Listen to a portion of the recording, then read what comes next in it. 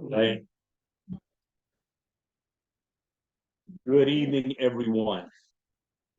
This is the Board of Selectmen special meeting, Monday, April 8th, 2024 at 6 p.m. starting here at Town Hall, 108 Main Street in Falls Village, Connecticut, in person and via Zoom. I'm just going to start out with this statement as we call the meeting to order tonight. UConn men tip off at 9:30. The game is at 9 o'clock. 9:27. Yeah. Well, yes, but it's a game we have to. Pat, you're there. So thank you. Don't care about it. We have our agenda in front of us. And I will go to public comment. Those attending Zoom, please use the chat feature, indicate you have a comment, and you will be called upon. Everyone has 2 minutes per comment. Do we have any public comment? Yes, I am here. Would you please identify yourself, please? All right, well, Pat McCarron, nobody knows me. And I'm here for the Board of Education. The Board of Finance has indicated reserve accounts. We have one for technology and we have one for capital projects in our budget. And that if reserve accounts are going to exist for education, that we have to have them through included for municipal spending plan. So I'm you really consider including that in your proposal. I know the proposal has been accepted yet by the Board of Finance. They've received from, I guess. So we don't want that to go. We don't want that to go away. Obviously, we are doing the roof. We are doing the roof sections. We have another fairly large section that we would like to try to do in a way that currently exists in the capital account, but I'm pretty positive is not going to cover the cost of it when it comes down, but it will go. So I would ask that you do that. That's the first thing. The second thing is that I am a citizen who is very supportive of what you have currently put in the your proposal for the library, and hope that you will consider keeping that there and perhaps even increasing it gem of our town along with the school, of course. But it's a wonderful building, and I think it behooves all in the whole town to make sure that that is maintained. Probably never mind the services, which are absolutely fantastic. But encourage you to try to, if the Board of Finance has other ideas, that you try to convince them otherwise. Thank you. Any other public comment? You can end it. I'm done. Stephen Conklin, with the success of last month at the meeting with the accomplishment of the town sign being painted, I wanted to move forward. We brought up painting the trees that were cut on the Falls Village Inn's property. So I just wanted to make sure that that's still on the forefront of our thoughts. If we were looking for a way to pay it, since it is budget season, we could attach it to the sale of the firehouse, because I think they were actually during the process of trying to figure out where those property lines were during all of that. Anyways, my second topic, since we're on trees and it is budget season, I did want to mention that I took down 18 trees, ash trees along my property, which were along the road on the front, which might have ended up being part of the town's responsibility, but they're on my property and took them down. And that cost us $14,000 for 18 trees. So I just want to make sure that maybe our line item for tree removal might be something we need to address and look at moving forward, because I think we're gonna have a lot of trees to take down in the future. I also wanted to ask, is the town only have one tree warden, or can there be multiple tree wardens in the community? Is that based on an ordinance or not? So I was curious about the question behind it. I know the tree warden's here, so maybe he could answer, but I'm just not sure how that works. So I wanted to ask about that. It's pretty high paying, yeah. I know it's a volunteer position, so I was wondering, did we want other people in our community to be involved in that? So I was curious about that as well. And since we are talking about trees and taking down of trees, we don't have any line item budget for planting. We do. We did. Trying to read We're on, through it all. on Main Street, we have. God, only on Main Street. So I just thought if we're taking down trees and looking at the future of trees that we're gonna lose, that maybe we should consider that. And I know that you know, with the P O C D just coming out, I know that that's sort of something that the community can get behind as well. And also there was a forestry commission that was established in 2021 by the town. And I wonder if they could then end up being involved in any tree making decisions moving forward. And lastly, I just wanted to talk about town hall hours and just feel that a half day on Thursday, no time on Friday is kind of not helpful to our community. And if we are trying to focus our community on working families, maybe once a month or sometime during a month, we maybe open on a Saturday for a couple hours, or maybe even after 5 one day a month, so that just we can be a little more available to the community, and the weekend thing might also allow us to help with our the town residents that live here as well, to have access to needs in the community. I'm only gonna address one, and thank you, Steve, for everything that you brought. And I'm giving it in writing so that it can be Okay. part of the minutes. Great. I'm only gonna address one thing. You threw out a myriad of things there, okay? And usually we wouldn't address these, but I will tell you that, pre-COVID, we had set up hours on a Saturday, okay? And it was the first Saturday of every month, and we were open from 9, I'm gonna say 9 till 1. I don't remember the exact hours. 9 to 12, 9 to 1, and we really didn't get anyone. Now, maybe it was just because it was the first Saturday, maybe we need to do the second Saturday. I'm not, opposed to that, but we just didn't see, anything. That's not to say now, 4 years, 5 years later, it wouldn't work. So. And Again, for posting budget or posting agendas and stuff with it closed on Fridays, you have to get stuff in on Thursday. Right. It just sort of makes everything a little tricky. That's one other thing, we've always just had one tree ward, so, I mean, it's just been historic. One tree ward. Where did you hear about the forestry? Isn't that with inland wetlands Yeah. conservation? No, it's a separate commission. It's actually listed on the town website as a separate committee, a forestry committee with members and everything. I mean, I only knew about it because of the town website. That's why I brought it up. I didn't even know it existed. It's established in 2021 officially. Mhm. Susan and. Thanks. Thank you, and you have all that. Okay, thank you. Yeah, I think you probably know what I'm gonna be asking about. I've been trying to get the paperwork.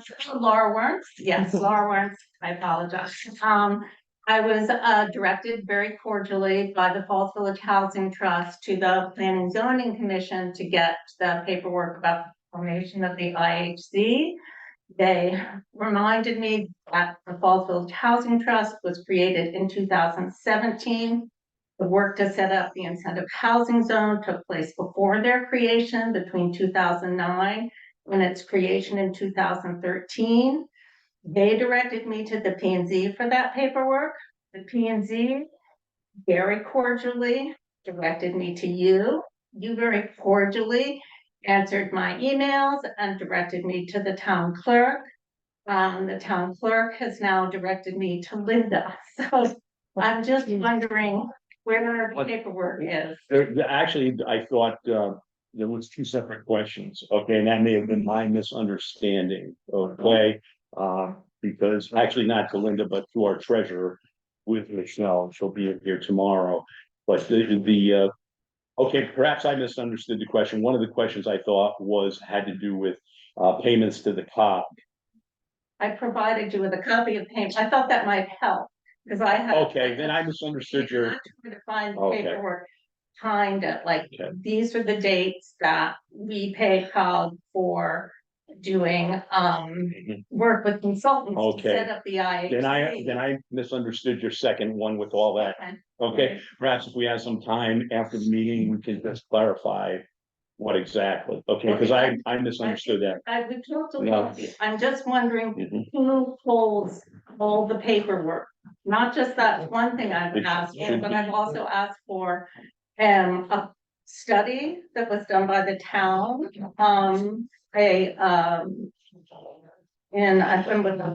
that was done in 2010, I think, but also before the creation of the IHG, it was done for the town. So the town should have a copy of that, because if these records don't exist, someone should tell the Falls Village Housing Trust, because it's pretty critical. I mean, I don't understand why it's so complicated. I think there used to be a box here that had all that information in it, and it seems to have vanished.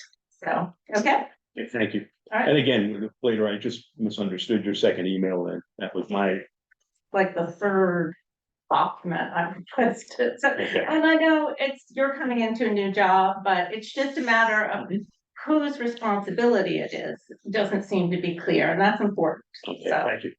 Any other public comment? I won. Wow, identify yourself Denise County.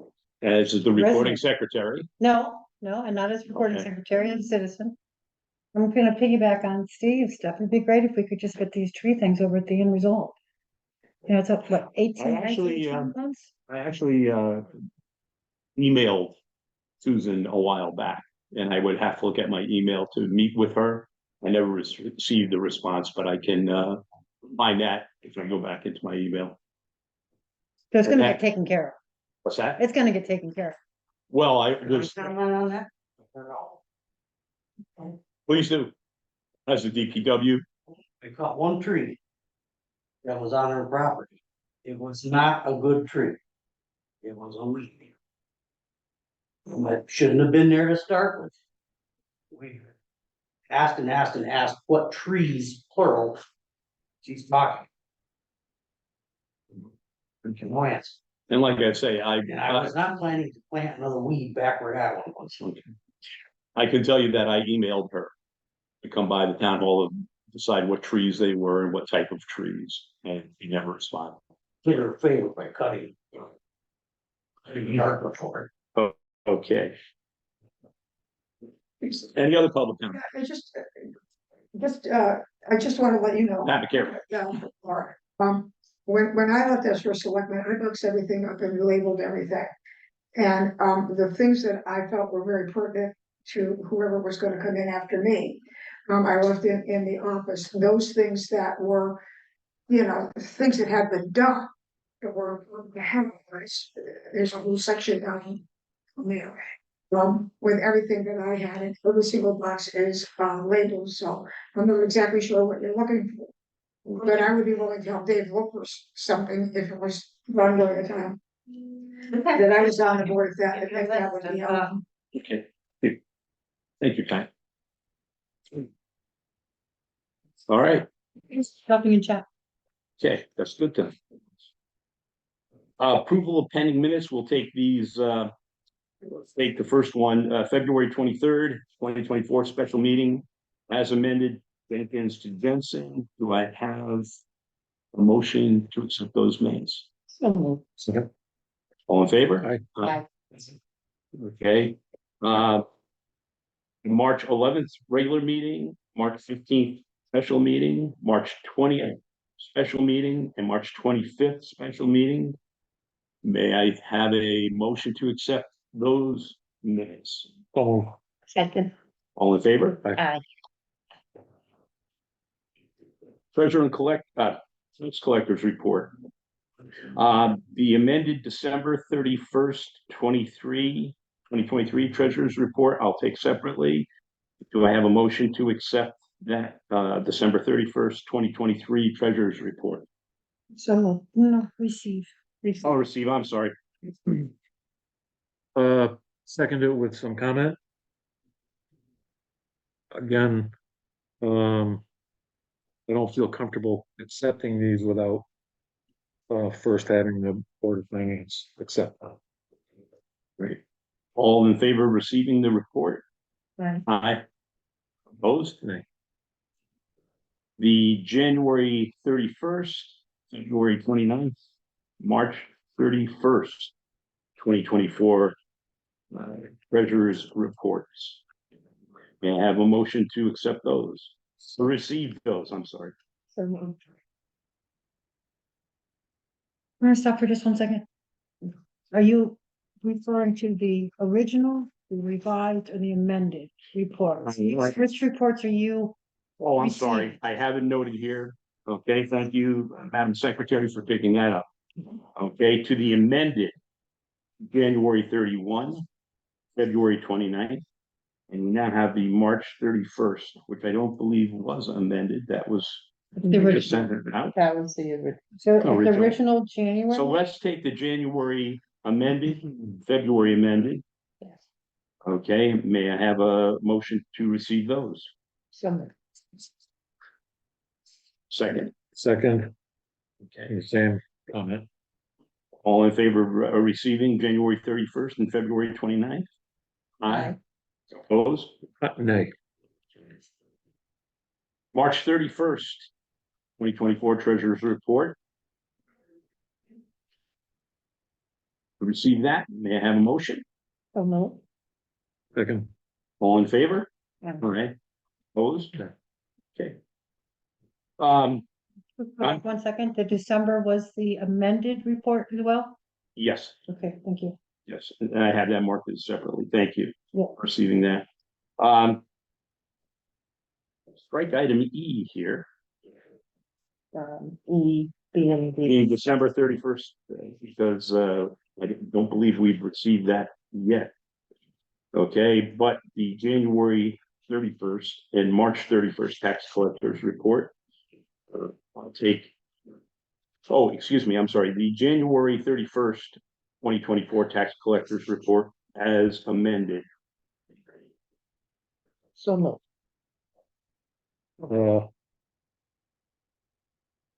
which one is that again, Dave? That was the $84 one. It was not amended. It was explained at the next Explained, meeting. okay, all right, so explained, Clarified. clarified,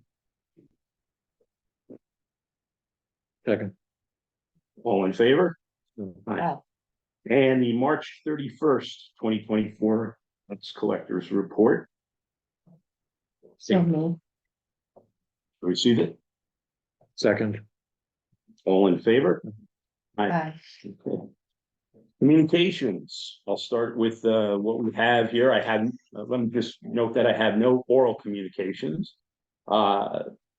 Earlier communications written to the Falls Village Car and Motorcycle Show. It's gonna be the 14th Falls Village Car and Motorcycle Show on July 14th this year. Again, we received the letter. I'm not going to read it in its entirety, but let me read the last two paragraphs. The past 3 years, the proceeds have gone to the Housatonic Valley FFA, each year raising over $14,000 for that organization. They have applied this funds to various programs, including their electric car project. They have also donated some of the proceeds to the Falls Village Volunteer Fire Department. With all the help the fire department provides during the car show, other organizations in our town have organized activities during the show, and it has become an important fundraising opportunity and showcase for them as well. Overall, it's become a great source of fundraising while showcasing our little town in such a positive way. We will make a motion later on to accept this. The second was from the tour of Litchfield Hills. This occurs every year. It'll be on Sunday, August 4th. According to what we've received, they'll be riding through town, and they actually expect to draw roughly 1,200 riders for the event. So anyone who has their bicycle, get ready. But they will be riding through town. And again, we'll make a motion on this to okay that later on.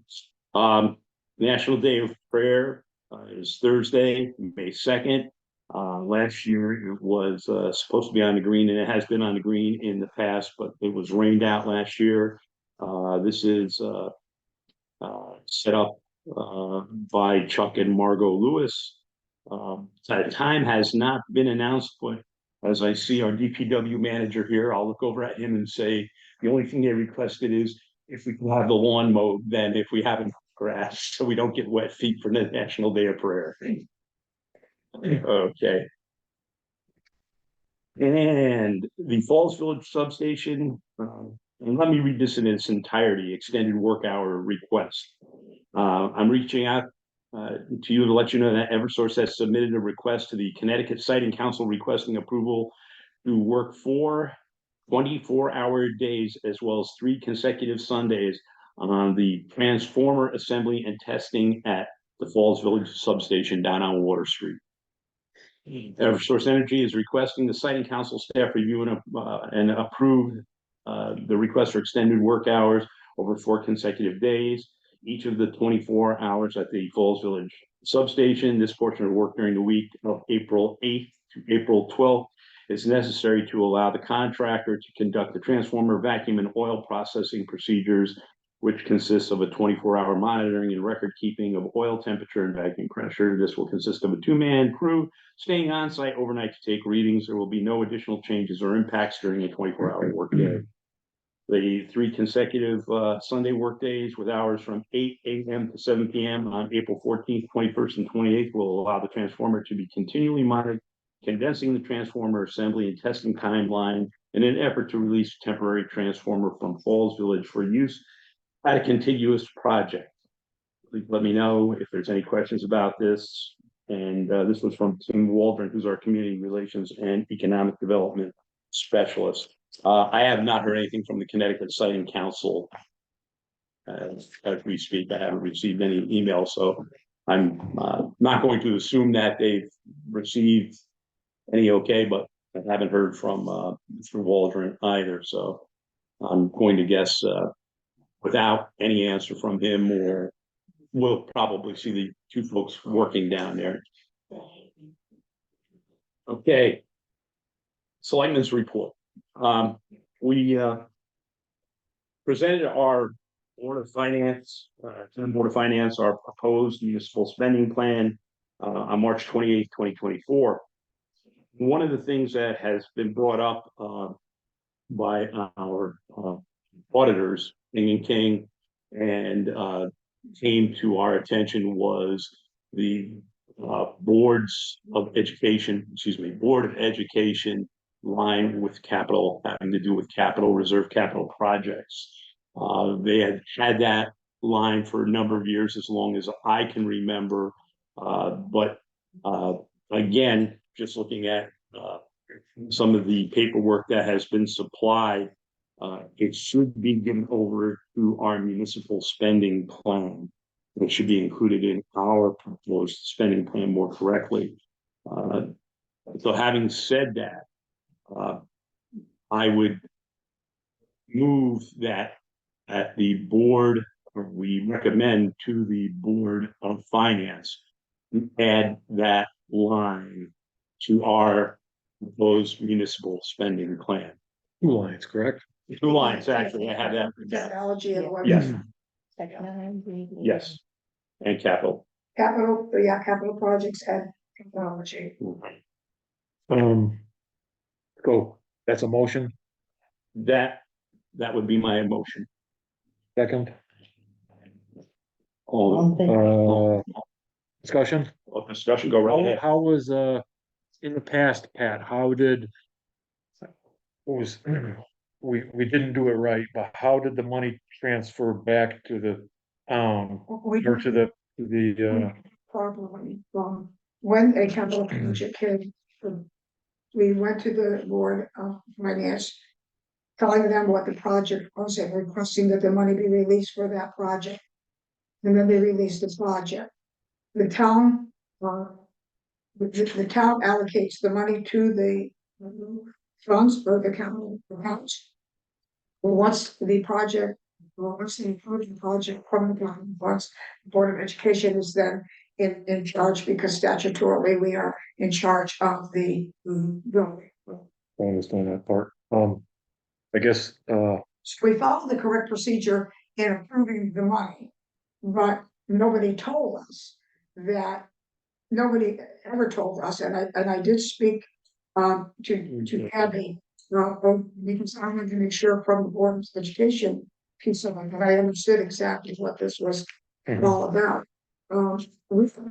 She came on scene for in 2001, and we've done it since then. I believe this account was established either in Pete Lawson's last term or Louis' first term, to do this, so that we would be setting money aside, so that when a project came up, Mhm.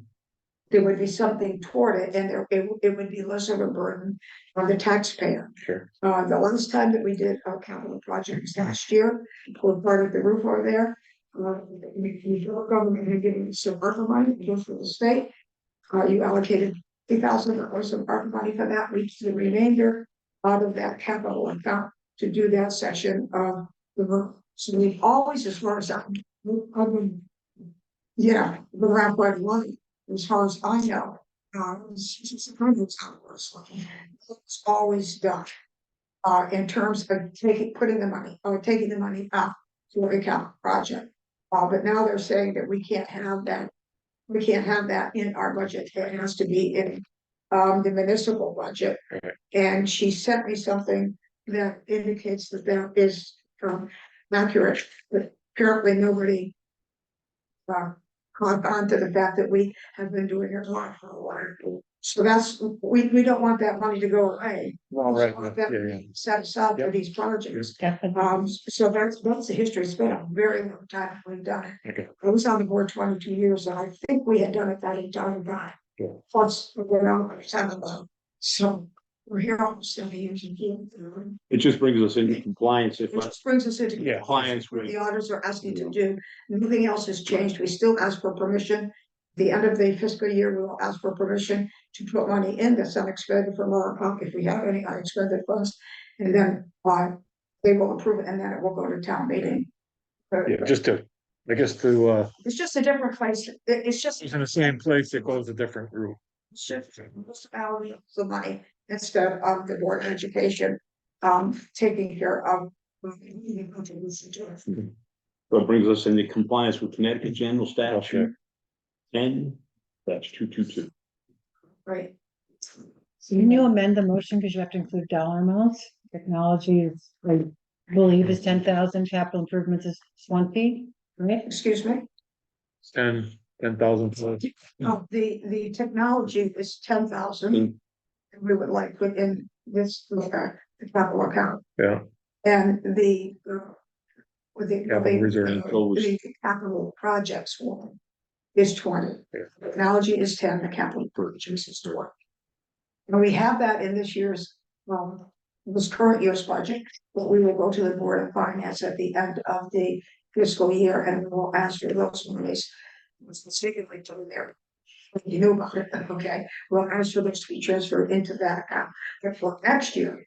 For 425, it will no longer be in our budget, and it needs to be in the budget. Well, we're under the selectmen's report, but I think that we still can take a vote on it at this point in time. So, Chris, if you want to make the motion, Yeah, I move we, add to our selectmen's. proposed municipal. Proposed municipal plan, 10,000 for, Technology. technology and 20,000 for capital improvements. And I will emphatically second that. The motion started out with recommend to the Board Board of of Finance. Finance, yeah. Mhm, to add. And the 2 lines. And we. Yeah, you could add it to your account, but then you should probably go to the Board of Finance and tell them you haven't done that per their directions. So is the motion, Chris, that you recommend you add $10,000 to the technology reserve, $20,000 for the capital building reserve to the municipal budget for fiscal year 2024-2025? And I will emphatically. Okay. All in favor? Aye. Opposed? Okay, One more thing on that, we don't. There's no action on from us to. Make sure it's removed from. The Board of No, Ed. we have gotten that word, so we will take care of that. And Yeah. I'm going to the Board of Finance meeting to tell them how we will move it. Okay, Because your budget will now, your budget will be different and our budget will be different in terms of. yep. In terms of the increase. That's fine. Okay, on the selectmen's report as we continue, Connecticut DOT continues tree trimming along Route 63 and Route 7. And they will also be resurfacing Route 7 all the way up to Route 44. And Today they, just worth mentioning, they had sent an email asking us if we had any problems with them putting rumble strips on the center line. And we'll get back to them, but I don't think we will. The Bridge and Infrastructure Committee, we had a meeting on April 4th, and we'll talk about that a little bit later in discussion. I mentioned Falls Village Car and Motorcycle Show, Tour of Litchfield, Solar Project Committee, Thursday, April 17th is their next meeting, Chris. Yeah. Recreation Commission. Just wanted to thank them for the events that they had. They had the Easter egg hunt and the town farm property tour on Saturday, March 30th, and although it was extremely windy, I think it was very well attended, and I thought it went very well. By the other two selectmen were there, and I thought it did go very well. Community Earth Day celebration will be on Saturday, April 20th. We've already, the Falls Village Volunteer Ambulance has graciously given us hundreds of rubber gloves, and I will supply trash bags, and we will coordinate with DPW on where we leave those trash bags. We should be done by 12 noon, so the station will still be open. So again, we talked about the National Day of Prayer, Eversource. Just so you all know, anyone who is applying for a pistol permit after July 1, it will be changing. I received something from Special Licensing of Firearms, and I knew that already. I'll be attending on April 17th, I'll be attending a meeting to update us on the new requirements for pistol permits in the state of Connecticut. Let's see, in June 12th, the Department of Homeland Security has contacted us, and they will be doing a statewide emergency planning and preparedness initiative. Okay, and this has to do with the elections coming up. Just to read this quickly, as we enter this year's election cycle, it is critical that we are ready to support the election process and the people who are vital to that process. Therefore, this year's Governor's Emergency Planning and Preparedness Initiative statewide exercise will focus on convening the municipal unified command, to include local information technology, town clerk, and registrars. The municipal unified command should review the local emergency operations plan and municipal elections contingency plan and consider several potential scenarios that could affect the security of an election, including physical security, natural disaster, and cyber incidents. This exercise is a collaborative effort with the Secretary of State and other federal, state, and local partners. As in previous years, the same exercise will be offered in 2 sessions to accommodate both career and volunteer municipal officials. The exercise will be held in the morning and evening of June 12th. This early date will allow municipalities and state agencies to enhance their planning and preparedness activities based on the gaps and best practices identified during the exercise. And more information will be coming to us. Opioid settlement payment. We from the directing administrator of the National Opioid Settlements, we are receiving 4 checks. One from Walgreens, one from CVS, and one from Walmart. The amounts I will give you are from Walgreens, $264.78. The second one, $174.77.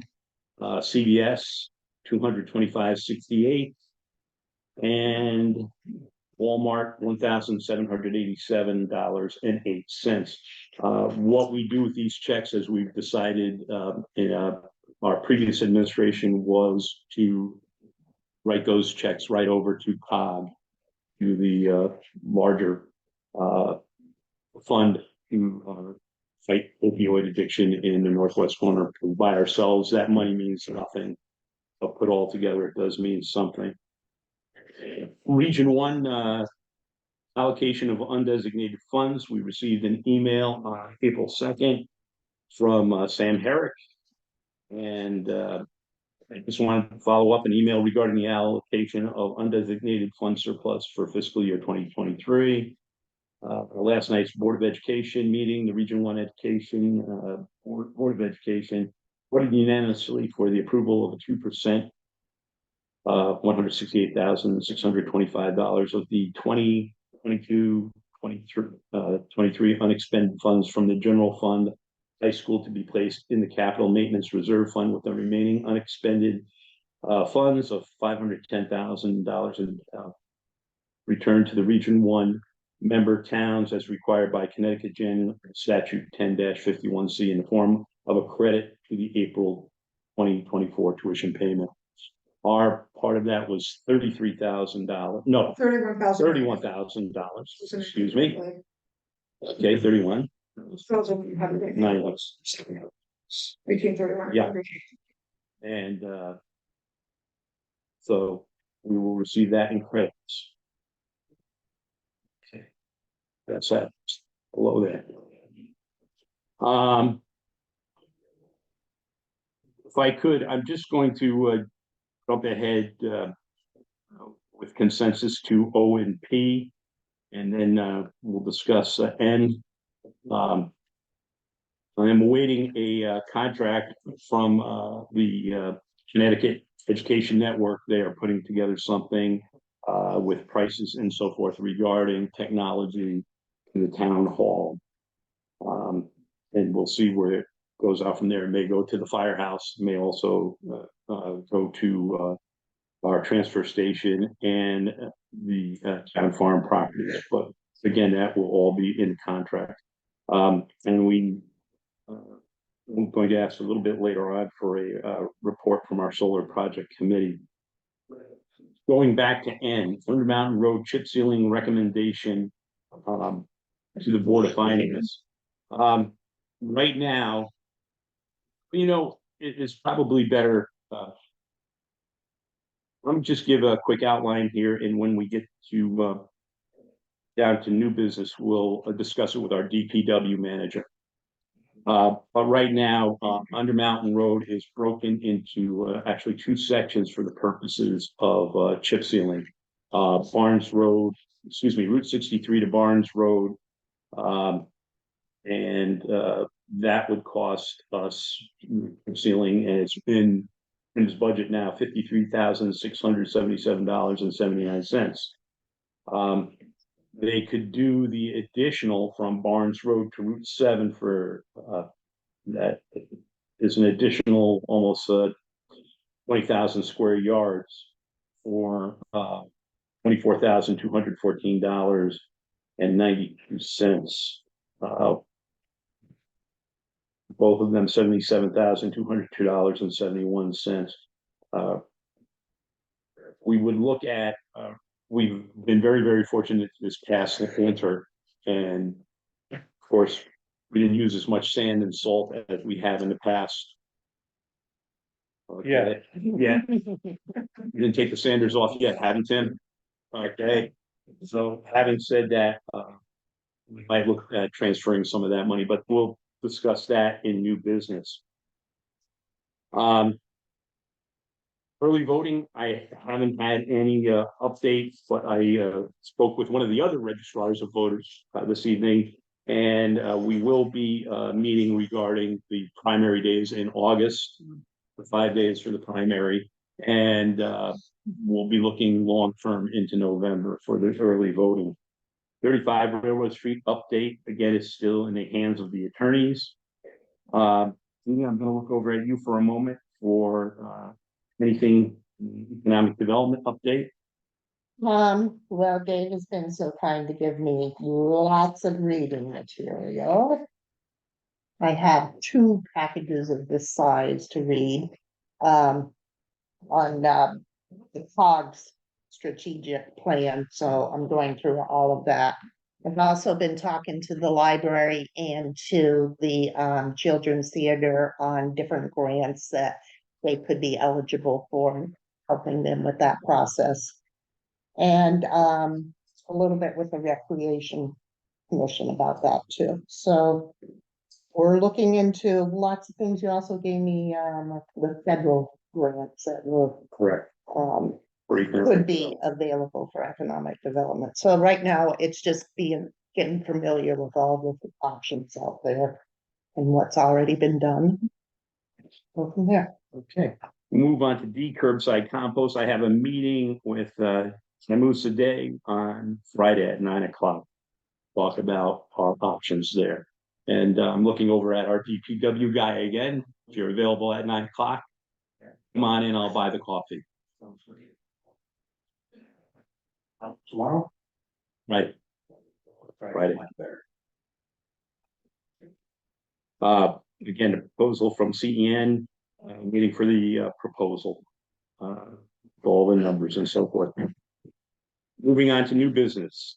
You all got a chance to see the tax rebates and consideration of approval of the suspension list. Yeah.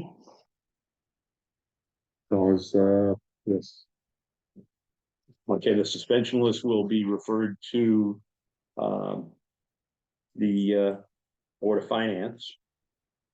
Okay, but are there any questions, or do I have a motion to accept it? I move to accept, Receive, I'm sorry. receive, yeah, the two. Okay, They have to be, Second. You just have to You're just receive. recommending to the board. we have to recommend to the Board of Finance the suspension list. And then on our refunds, that's one that we approve. So actually, I'll take two motions here. I'll take a motion to accept the tax collectors refunds. We have two refunds for a total of $496.55. And they both have to do with vehicle taxes. And so I will, So move. second, all in favor? Aye. And then I'll make a motion to recommend the annual suspension list to the Board of Finance. so move. All in favor? Aye. Can you go back 1 second? Yes, What did you recommend to pay the yes, tax rebates? yes, Okay, as presented, as presented. okay. And move the suspension list to the Board of Finance, Board of Finance for their signatures. Board of Finance for approval. Thank you. Falls Village Car Show and Motorcycle Show.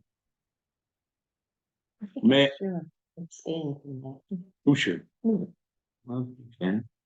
Mhm. Would I have a motion on the floor to accept it for July 14th? There's no rain date. So move. I'll second that. All in favor? Aye. Nay, any nays? Any abstentions? Abstention. So move. The tour of the Litchfield Hills, I'll submit the paperwork back to those folks requesting permission to let those 1,200 riders through, as we have in the past. I have a motion to accept that and allow the first selectman to sign off and allow them to ride through Fallsville. So moved. Yeah, second, that's, That would on a be, new business, it should be it is. August 4th. Oh, thank you. Good time. Okay, Did you say August 4th? August 4th. Okay, thank you. April 20th was the. We have a motion and we have a second. Yeah. All in favor? Aye. Aye. The National Day of Prayer, Thursday, May 2nd, 2024. Motion to allow the use of the green. So move. Second. All in favor? Aye. Okay. Okay, under new business recommendation to the Board of Finance, the Under Mountain Road Chip and Seal project. I'm going to defer to our DPW manager, please. Okay. We got a really good price on oil this year. And my thought was, instead of just doing partial on that road, if we could go all the way to the end of it and do the whole road in 1 year. The chip sealer said we can still do it in 1 day. If he also stone me ahead of time, which he started doing today, So, the regular budget will carry us from Route 63 up to Barnes Road, which is 3 miles. So, that section will make it just under 4 miles. And I've got some money left in the de-icing budget. I would like to put. Well, we won't move anything.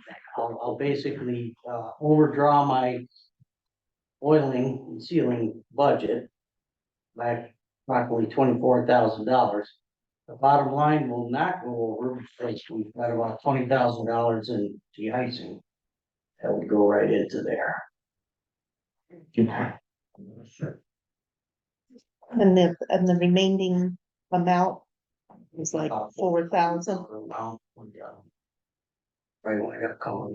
There'll be a little bit of extra in a couple other lines. Perhaps the, parts. We had a little discussion earlier today about putting it towards paving job. I believe I can't do that. 'Cause that would have to change it to another budget line. Or not, well, it would change it to another budget year. In other words, I'd have to give it back to for general fund and then ask for it back out of general fund. And that would be changing the budget. That we already. I don't believe I can do that. If I may read this into the record. From the Board of Finance, policy clarification regarding the transfer of funds within departmental budgets. Recommendation which was accepted. If an amount requested to be transferred within sublines, and this is a subline we're actually talking about, it's not actually a budget line, it's a subline of a department. As an example, 1,001 selectmen expenses, 1,002 town hall expenses, etc. That does not exceed 15% of the department's budget total and will not overspend a department's total budget amount, then the transfer can be authorized by the Board of Selectmen with subsequent notice to the Board of Finance at the regularly scheduled monthly meeting. Such adjustments will be reviewed in summary by the Board of Finance at the end of the fiscal year for discussion or reconciliation as needed. Transfer requests within a department sublines exceeding 15% of the department's budget's total require Board of Finance approval with the exception of the Road Maintenance Department, number 3001, and the Fire Department, number 2001, which can transfer up to 60% of funds within sublines of those departments due to seasonal flexibility and emergency needs. For an emergency / critical circumstance requiring immediate budget action and spending exceeding their 15% limit may be authorized by unanimous Board of Selectmen vote within subsequent timely notice to the Board of Finance for review and approval. So if I understand that right, it's okay to do, and I should make everyone aware of it. That's what I would say. Now, I will tell you that there has been discussion about doing other paving, and I haven't actually discussed that with other people in this room and so forth.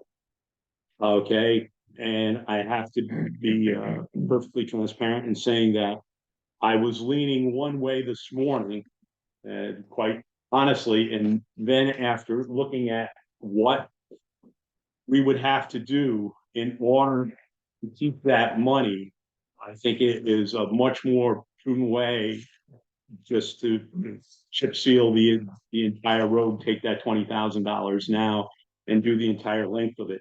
I know that there's been some talk about while we're talking about this about Johnson Road. And again, Johnson Road is a feeder road. And I spoke with one of our selectmen here, first selectman, who told me that they were on the ground floor of Johnson Road. And she and I are going to talk a little bit about how we might be able to secure a state grant for that. But I will be honest with everyone here, okay? I was looking at perhaps transferring that to next year's budget, but I don't see that as feasible. I see this as perhaps a better way, and at least then we get the whole road, and then we're good for another 10 years. Right. Yeah, I answered a lot of my questions too, so. And I didn't, and again, being completely transparent with everyone, I don't think you all need an explanation, but you know, just to tell you, okay, I was leaning the other way to take that money and use it next year. And then when I realized, when I finally sat down and looked at this and said, what we would have to do would be, could we do it? Yes. But I think we would be better off asking for additional monies next year and utilizing the funds that we have right now instead of putting them into the general fund for next year because of what we would have to do with town meetings and so on and so forth. So Sure, I that, understand. Let me, I would like to, explain what my thought process is Mhm. here. Uh, if, if all the roads in town were in good shape, top shape, then that would be an awesome plan to get on a 5-year chip sealing, or more frequently than, I guess it's 9 or 10 years now, been 9 years for the south end. More like 4 or 5 for the north end, right? 6 on the north one. So, I guess with my thought is with the unexpended funds from the de-icing, if we could, identify other areas of, town roads, bridges, culverts that are in more dire need of attention than the north end of Undermountain chip sealing. I mean, I understand it. I understand the importance of chip sealing. I think 1 year, wait 1 year on the north end. I think that 24,000 can go a long ways somewhere else. That's only my opinion. My thought again was what we're doing with the money now. Okay, and certainly this in my mind. Okay, and again, I came from a different place this morning. To be quite honest with you. Mhm. Okay, when it was initially discussed, I'm actually looking at this as the most prudent way to go right now because we do have that money. And your paving budget, if I'm correct, Tim, is 0 right now, right? Yes, until July. Until July. So we would have to transfer that 20,000 over into next year. I understand that. That's on paving. There are other line items in Tim's budget that would, certainly benefit from $24,000, an infusion of cash. Mhm. That's my opinion. Guardrails, Mhm. culverts, culvert headers, drainage, anything that, requires any type of action like that. Um, Not necessarily paving. Mhm. What is the timeline for the chip seal? When were you planning on doing this? They haven't been able. Real soon. Yeah. Yeah. I just, I don't wanna see us throw good money after good. Yeah. You know what I mean? I mean, I mean, it would be great if if our infrastructure wasn't in the situation, in the condition that some of it is in right now. Mhm. We're scrambling at roads and bridges. And years ago, I was able to take any unexpended funds, like if I had $7,000 left in the icing after a winter. I used to be able to ask the board of finance to put that towards the salt shed, for instance, or the non-recurring. Capital, fund. And they wouldn't let me do that. Said it basically has to go back into what it's intended for, some very close level. I guess. What would be the, what would be the downfall to asking to take that surplus and put it to ask the Board of Finance if it's acceptable to do that? I mean, to put it back into the paving for next year and increase It would the. basically, if I understand right, it would have to go back, just give it back to It would go back At the to end of the general. year. general fund. But in my next budget year, I would have to ask for more money and. Right. Right, that 21,000 that you didn't use this year, 24,000, whatever it is. Right. Right, So it'd basically be just changing my budget. sure. Changing your budget and also extending the amount of pavement that we can do. Ultimately, that's what we want to do is pave more road. We can't do it without increasing money, so we have a surplus this year because we didn't use it all in the icing. I don't care, I mean, it doesn't matter to me if we don't spend it up until July, we pave in August. Yeah, I don't see it as taking us really a lot further in the paving, maybe changing how well we do on paving job. For instance, like on Johnson Road, I want to get that all milled out Sure, and then do 2 courses of asphalt. So that's, and that's what I had to do to part of Music Mountain Road last year. But it makes it a much more expensive project. It's Yeah. more than just overlaying 1 mile of road, for instance. And the way I was able to do Music Mountain, we had to start the project in June and use up 1 whole budget. Finish the project in July, using up the next year's budget while they're all still there.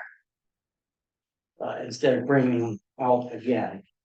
That was a very expensive deal, to do it that way. sure, So, I mean, adding $20,000 to a paving budget doesn't, it's $100,000 budget line. That's for paving. $20,000 isn't a whole lot to add to it. It's good. But as far as how long we're gonna get to that, and I have a lot of faith in the chip sealing and how it extends the life of our paved road. For instance, I can do about 1 mile of road a year in pavement. I got 30 miles of road, so that 1 mile of road's gotta last another 30 years. And the way I get it to go that far is by the chip sealing. The particular job on the Johnson Road, there used to be a state road on that end. And that was, I think Joe Wright was around when they paved that last time. They used a cold mix asphalt. It was packed gravel in there, about 2 inches thick. It worked really good for about 30 years, but it's not too good now. mhm. In order to fix the road, I gotta mill that all out of there. That's gonna be a big project. Are there other roads in town that could use chip sealing right now? We do chip sealing every year. Right, but I mean, are there other roads that the condition of the surface could be improved? Yeah, I believe that Under Mountain Road is one of the worst ones that needs to be chip sealed, right? Music Mountain Road? Under Mountain. No, and Music Mountain, what about Music Mountain Road? Music Mountain Road, we're trying to repave. Very We chips. did the one side of it, 3 years ago. Up the steep hill. We started doing the other side of it up the steep hill. The top section's not too bad. Once we get up the hills. On either side of it. The top section, you might be able to get away with just chip sealing it again. I think the first time we paved over Music Mountain, it took us 7 years.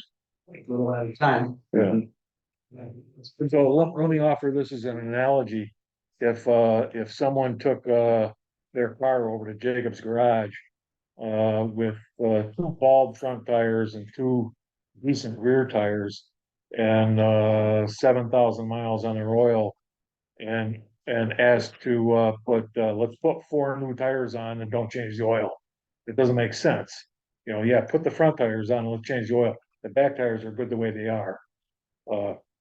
That's kind of how I view Under Mountain Road. The north end's holding its own. It's been done 4 or 5 years ago, I believe. And I know the south end was 9 years ago because that's when I cut my finger off. And That's when it was last chip seal. that's when it was last chips. Yeah. right? So here would be my question. And let me put this out. Maybe we will end up tabling this for the evening and revisiting it. But my question is, I see the virtue of certainly getting that entire road done while you can get it done. Okay. My question would be, is there any other, and I think this question was asked already, is there any other roadway that could benefit from that short amount that you would have? And I'm not asking you for an answer right now. This is why I'm going to make a move to table this. And it may call for us to have a special meeting later on to get this moving. But in the interest of time and discussion here this evening, and not having all the data we need in front of us, I'm going to ask you, Tim, if there's another roadway that will benefit while we're able to get this good deal on the oil and a good deal on the stone, that we could take that $20,000 and just boom, do another section of road. And I'm gonna ask you to research that and get back to us. And again, if we need to have a special meeting to move this along, then I would like to. You have to do that soon. though. We have to do it very, very soon. But I can't ask you right now. It's unfair to ask you, if there's any other road. So right at this point in time. So, There's 30 miles, where you can put it anywhere. okay, It's like Chris says, you try to put it in where it's needed the most. okay. While you got all the equipment there going up the road, it seems really easy to just. Oh, it seems really easy to continue there. Changing all the equipment to another street somewhere. Yeah. But I'm just gonna ask that question if you don't mind. So, I'll take a motion to table the discussion on this until we receive some information. So does that mean you will meet again at some particular time? You can get right back to me and we will schedule a special meeting as soon as you get back to me. So we'll move this along, Tim. Tomorrow. Okay, I'll be here. I'm not. I'll give this an answer. All right, all in favor of tabling? Aye. Okay. Just quick discussion, Chris, if you give us a little quick discussion on the Bridge and Infrastructure Committee, where we are. Sure, we met with Gary Duro of Cardinal Engineering to review the 2020 bridge assessment study. And he sent a proposal for reviewing, giving us a better course of action to address the deficiencies that were identified in that study. We received a quote from Valley Restoration for repairs on 107 main roof. I think we'd like to find a couple of more quotes just to make that even out. We contacted Frank Gagliardo of Connecticut DEP for the bulky waste pile covering. He sent us a pre-application questionnaire. I forwarded it to Pete and Tim, and I think Pete got it back today, right? Yes. Or he's gonna hold on to it. Basement improvements at the Hunt Library are ongoing. And then the solar committee, it was in a collective agreement that we need to review all types of solar, different types, applications. We can make an educated recommendation. Peter Jensen is meeting with Titan. We're meeting with Titan Energy on the 17th, and then later with Connecticut Green Bank. The committee also agreed that on a resolution to limit any array installations at the town farm to the chip pile area only. And that's where we are with that. Thank you. And just one thing I failed to mention, okay. And I apologize, Madam Recording Secretary, but I meant to mention when we were talking about the Falls Village Rec Commission, congratulations to Nikki Glass. She has been rehired by them as the waterfront supervisor, and the youth program director, the Creative Kids, Christy Spear. And again, I had it right here on top. I apologize, but sometimes you miss the most obvious.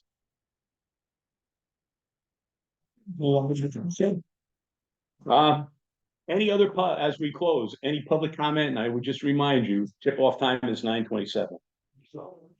We'll all be rooting for UConn, so let me just say that. Any other comment?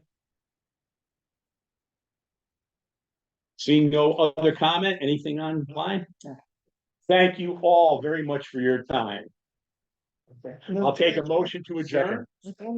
Who? I did. Okay, I'll second. All in favor? Aye. 7:04. Yeah, thank you. Bittersweet. Dave, I had to- Yeah. We have to give us a chair.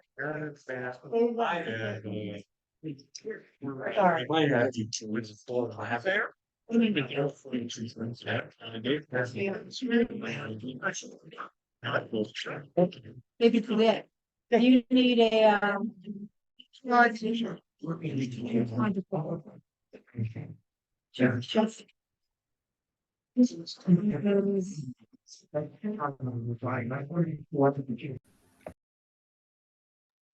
So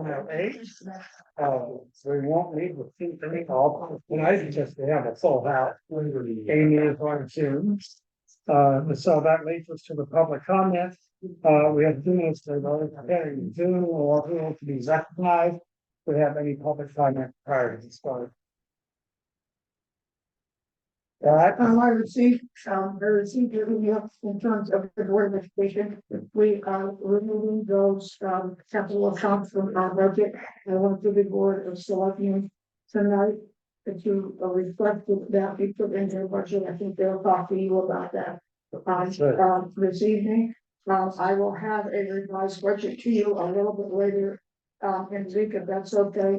There was one other, item that we found that is a little bit more reduction, so our budget will be reduced, but I think it is fairly, when we go to the hearing, that David and I explained what happened there to make our budget, why our budget doesn't include that. And why, I think that's fair. yeah, and I did talk to Debbie, just because it's a board of education thing, and I wanted to make sure that I clearly understood where it came from, where it came, what time it came from, and making sure our guys did everything properly in school. But just wanted to let you know that I will get to the board of finance. I wish you all luck, if he was working you before the end of the week with all those changes, so that you were. Thank you. Okay. Roxanne Whitaker, Under Mountain Road, and I'm here speaking on behalf of the library. As you see in the budget proposal that was the town spending plan that was submitted to you by the Board of Selectmen. The library requested an increase to $75,000 in our budget from our baseline, that was in the budget before. And the Board of Selectmen chose to recommend an increase of $15,000 to around $62,000. I'd like to reiterate that this request would have increased, our original request of 75 would have increased the town funding of the library budget from 30% of our operating budget to 44% of our operating budget. And this library serves 100% of the town. The average town in Connecticut supports 85% of its library operating budget, and most support 95% of the library operating budget in their town. We conduct 33 fundraisers per year, minimum. We're always adding that. And this community has been absolutely wonderful in turning out to enjoy events to put on and to support the library. We think that most everyone who can contribute to the library does. The Last year, in the last few years, only 138 households out of 445 households in this town have made a donation to the library, even though of the townspeople, 1,080 of us, have used library services over 10,000 times. We have increased hours, we've increased programming, we've increased our partnership with the Kellogg School. And as our town survey is part of our strategic planning process highlighted, the library is more than a place to read in Falls Village. It's the community center, a welcoming hub, a place where people of all ages are served and able to learn, grow, visit, share, and enjoy what this community has to offer. We do not want to scale back. We want to be able to continue to provide increased services to this community. And we want to do more, especially for seniors and families in Falls Village. We hope that the Board of Finance will support the $15,000 increase that came to you from the Board of Selectmen. And we hope the Board of Finance would consider doing even more. Thank you. Chairman, if I may, I didn't have time to download all of them, but this is half of the letters that we received. If you pass that down. I've seen most of them. Well, I still have quite a few more to download. Any of, Hi, I'm Tony Siegel, and I echo everything Roxanne said. I'm on the board of the library. I want to get a slightly different perspective, which is my husband and I had been weekenders here since the early 80s. And we had a young child, and that child would come every weekend to the library. And that was our vector for being able to become part of the community. I know that often those of us who have been part-time now, much less part-time, but those of us who have been part-time often aren't heard as much. And sometimes frankly, people are just as happy not to hear them. But it's not I've got you here. So I just wanted to add that having that component, the librarian, I ended up going to library school, ended up writing a thesis for a library school on this very library, on what it's, how it served the community, how it became one of the phrases that I'll change the library's lack of the schools I worked in or the community is the place people go just to feel warm and welcome and needy. So I just wanted to add that Patty's library was a kind of something like so for this one day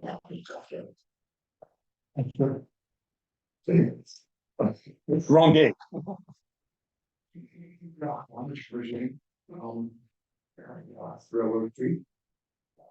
It's an editorial comment. It seems to me that if we're giving to the town is roughly 50% of the cost of operating a library, where neighboring towns, 80%, 90%, 95%. What does it say about the values of this town, what we cherish, what we think is important? And I think this is the central center hub of it. I have nothing against the package store. But if we're for the library, we'd all be hanging out in the package store. It's the center of life. It's the center of life. And I would just hope that we'd all stretch a bit, saying, give the library the extra 10 that they're asking for. I mean, it says a lot about the town and its values and what we care about. So that's my 2 cents. any other comments? Eric? I support everything that the folks here have said. I was one of the people who wrote the letter, and this is the library really is the library school. When you say we understand by side for the hub of this town, and I hope that that the Board of Finance will with its own initiative increase that line in more so there's in the 75,000. We'll address that later in the agenda when we review the spending plans. So let's Any other written or oral communications? that you're Not that aware I've of? received. Yes. So the first is the March 11th regular meeting minutes. Do we have any comments on that?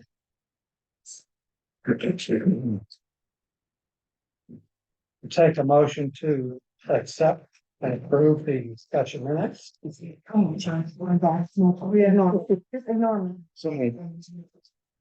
Second. All in favor? Aye. Unanimous.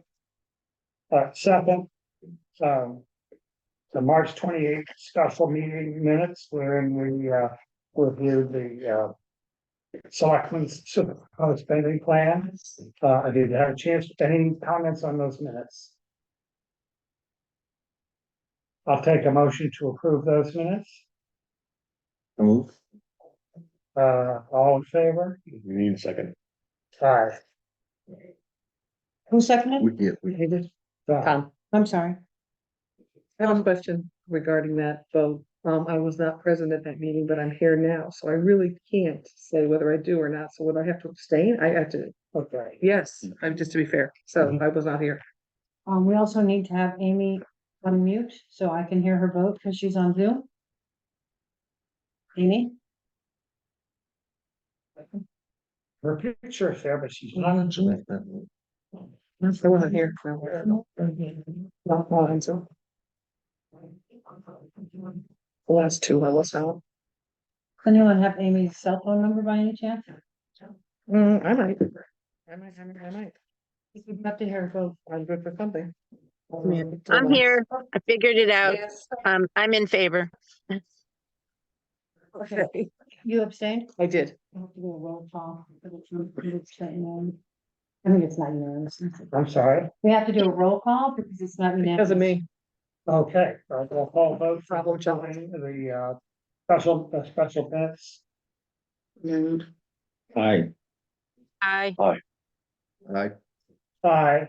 Abstain. Abstain. Thank you. All right, that brings us to the now infamous December 2023 treasurer's report. And I met with Michelle about let's see, a little over a week ago. And seems to be satisfied that the issues with that have been corrected. They have a lot to do, in my opinion, with the manual accumulation of certain of the data and totals under the current software. The reporting function under Quicken, which can start on July 1st, will be much better and will not require manual accumulation, and is not prone to error in making summary reports. So I expect to improve quite again. And certainly, in my opinion, Michelle knows what she's doing. She's been on the job quite a while, making a significant effort. And I'd like to see if we have any questions that remain on the amended report. Yeah, I do. Really on all the reports except for the one for this current month, March. So what I'm about to say relates to all of them.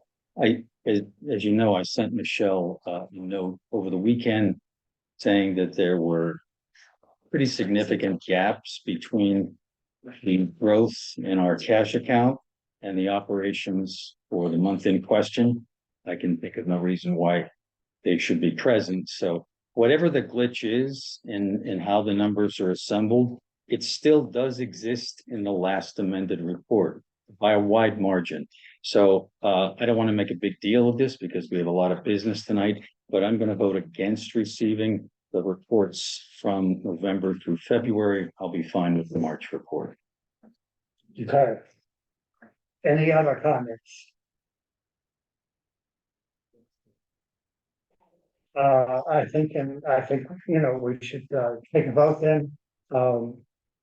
Whether to accept and approve the December, can we do for the December through February report? We have to identify them though as which one. Is it the original, the revised, or the amended? The amendment. Okay, so So the December You have to twenty-third do one it is probably amended? individual. Yes. December, So what you have on here is the amended, it's the amended, right? That's right here, December December. 25th is amended? as amended. Receive. No, Oh. it's, what we're voting on is an amended December. It doesn't say that here, I just want to make sure. You have a motion on the floor? Not yet. Not yet. Just trying to get some clarification on what we're actually going to be voting on, so. I'll make a motion to receive the December, January, and February treasurer's reports as presented that are amended. Don't think you can do it that way. December, January. You have to do them individually? No. They didn't, they weren't all amended. At least the ones. Right, so if they're not all amended, we can't good. call them amended, so we do have to do it individually. December and January amended, February was. Can I say this? I make a motion to receive the December, January, and February reports as amended and with the attached notes from the treasurer.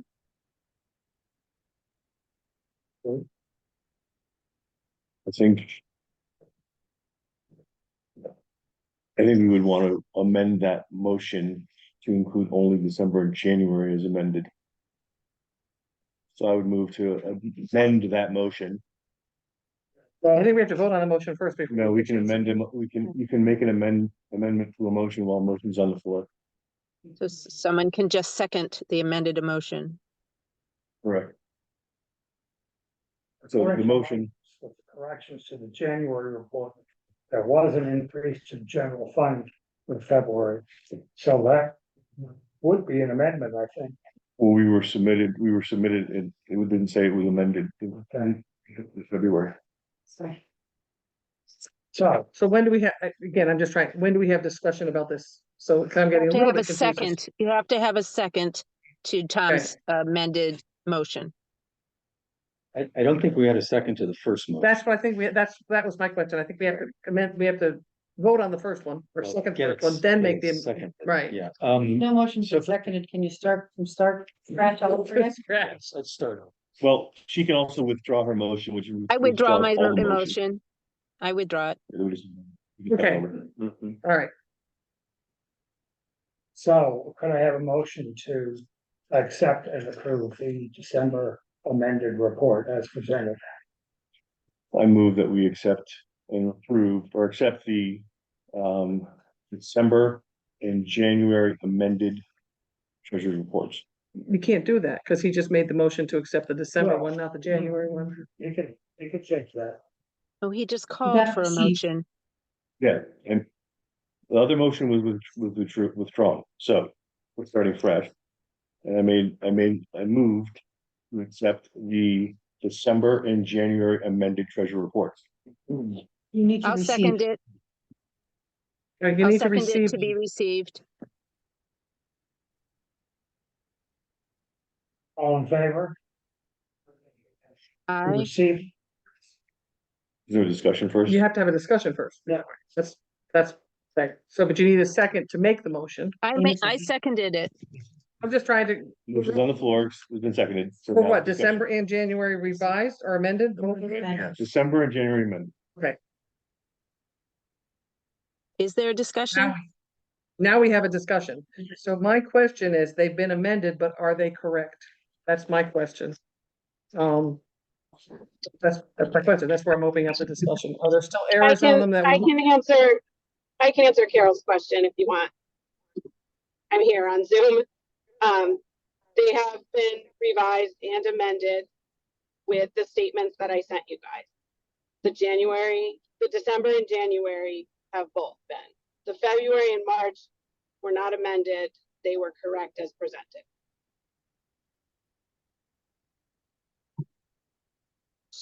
And so Michelle is saying that December and January are correct, and David went over those with her, so David and Michelle can attest to that unless other people found errors.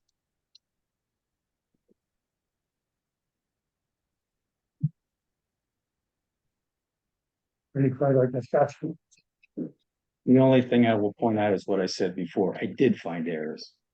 So that's why I'm not gonna vote to rescind. So my question to you, if I may, because you found errors, and I'm not looking to put you on the spot. What are those errors that relate to us that we should know about as a Board of Finance? The big one, which looks like it was fixed by the time we got to the March report, is that the growth in the cash during a given month was widely disparate from the results of operations for that month. That shouldn't be. If I earn $20 because I have 30 of revenue and 10 of expenses, my cash should grow by 20. They were growing at widely different amounts. And I don't know, again, I don't know why that's the case, but it was the case even in the amended reports. So I don't think it's a great idea for us to go on record as receiving reports if there's evidence to think that they're not correct.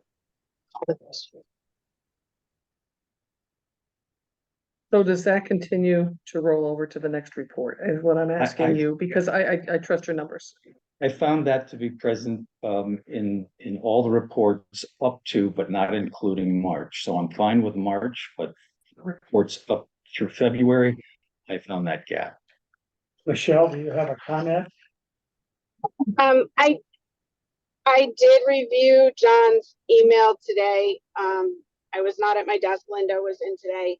And I'm a little confused by the numbers in the chart. So I would have to sit down with John and get a better explanation as to what he's referring to. As far as I have looked at it, everything goes along and is correct.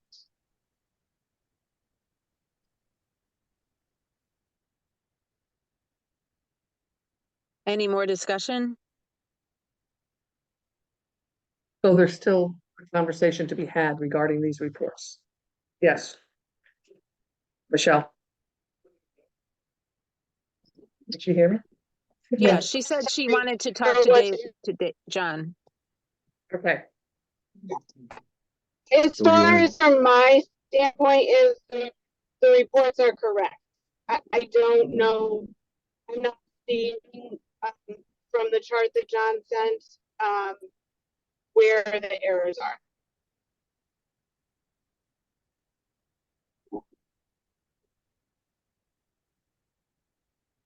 What do you want to do? You want to table Well, we do have a quandary here.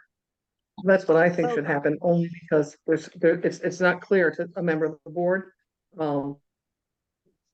That would be my thought.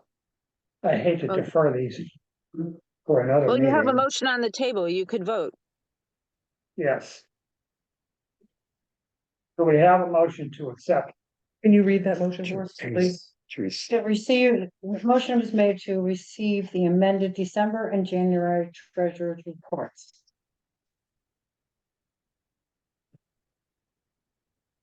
You're going to have to do it, the vote by poll. Because it won't be unanimous, John explained. So John, you're opposed. Yes. Okay. Aye. Opposed, I'll vote aye. And I vote aye.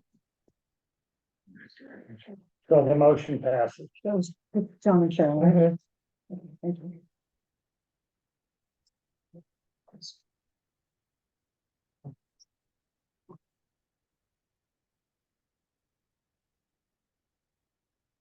Are there any questions with respect to the February report?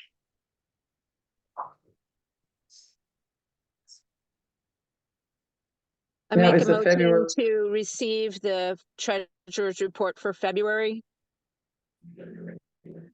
Is that an amended report? No. I second that motion. Can we have a vote, please? We probably need Your Discussion. discussion first. Dave? discussion first. Still questions? Same point as the All right. reports. So we'll have a roll call vote. John, Opposed. Aye. Nay. aye. Amy, Aye. that carries.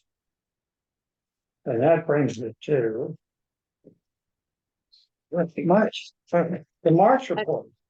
I make a motion to receive the treasurer's report for March as presented.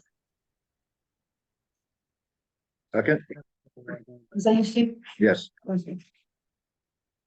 All those in favor? Aye. Steve, the report. Aye. So there's no questions on this one. So. Aye. Aye. Okay, so that's the ones. Right.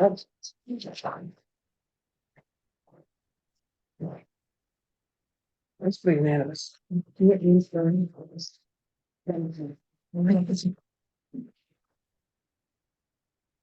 Yes, that takes us to. Tax collector report.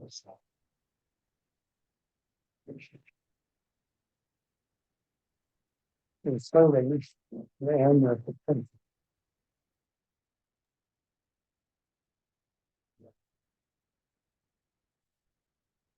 Any questions on the tax collector's report? I move to accept the tax collector's report as presented. She also asked us to make a separate motion with regard to the suspense items, but this motion doesn't include those. Is that an accept or a receive? It's a receipt. It's a received. Received. So you must. Receipt. I amend my motion to be received. Second, Second, all those in favor? Aye. That was the March tax collector's report. Yes. And with respect to the annual suspense request. The majority of which I believe Rebecca told me were vehicles belonging to deceased persons. Not the easiest thing. Mr. Chairman, we actually, the Board of Selectmen made a recommendation that, you approve this also. All right. After review. Just want to let you. Do we have any discussion? Or number 8. So I know we're on number 8. Yeah, I know it's number 3. All right, could I have a motion to accept the suspension or? I don't, that's what I'm looking for. Do I have that in front of me? The suspense report? Ah, No. thank you. We don't, did you have it? No, you didn't have it either. Okay. There are 11 items on it. This would be some of them are duplicate. $1,032.45. And it is all uncollected content. I want to see who, yes. Can you go find that? So I did this one meeting where somebody said somebody was deceased and I said, no, she's not. She's living in Massachusetts. Oh. We actually checked in this, Carol. This Okay. is It still actually fine. happened and it was like, she is live and kicking. So, all right. I actually know where all these people are. Do you really? You can have that. I'm sorry, I didn't mean to No, interrupt. that's fine. That's fine. Just like to confirm things. That's We all. have a motion on the floor. Yeah. No. So approve. Motion to accept the suspense report. So moved. Second. Any discussion? No, All Dave's those in covered it. favor? Dave has covered it. All those in favor? Yeah. Aye, opposed? It's unanimous. Thank you. Can I just have a question? It says, the tax collector's report. Should we have put that in as another, like? It's okay, we just skipped down to 8. This one. Oh, it's part of the sentence. Okay, all right. Yes, I'm sorry. Clarifying question? What? Mr. Chairman. Denise, did we have any previous tax collector reports that we tabled? I thought we had tabled one more. No, you guys, did, you tabled December, but we never received December. You approved January, Okay. February last one, so you're up to date on those. Okay, thank you. Well, we never received it. Should we be receiving it? That's up to you guys. There wasn't one presented and. Oh, there wasn't Does one have- presented. We can't receive anything we haven't- Okay, I didn't realize. Okay. I want to make sure. I knew there was one. I thought there was different. where we had a discussion about something where we tabled it. Yeah. Well, next we have a Board of Education report, which I'm looking for.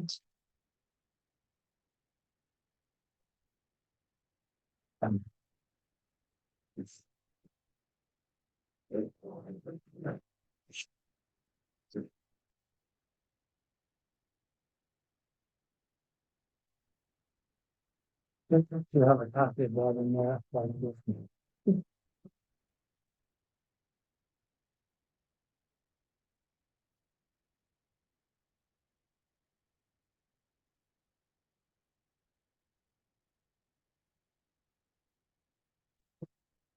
I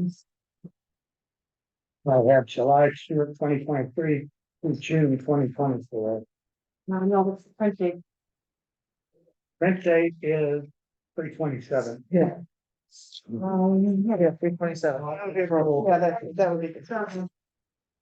That's still not the current one? It is the current one. Yes. Can I have a motion to accept Receipt. March 27th Board of Education report? Receipt, not accept, Receipt. receipt. So moved. Second. Okay, any discussion? This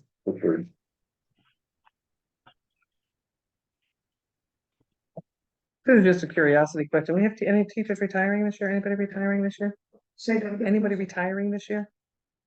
Anybody retiring this year? Yes, one person. Okay. Why did you know? No further discussion? We vote on the motion. All those in favor? Aye. Aye.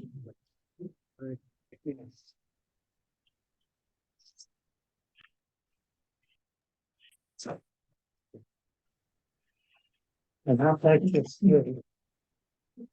The selectmen should do.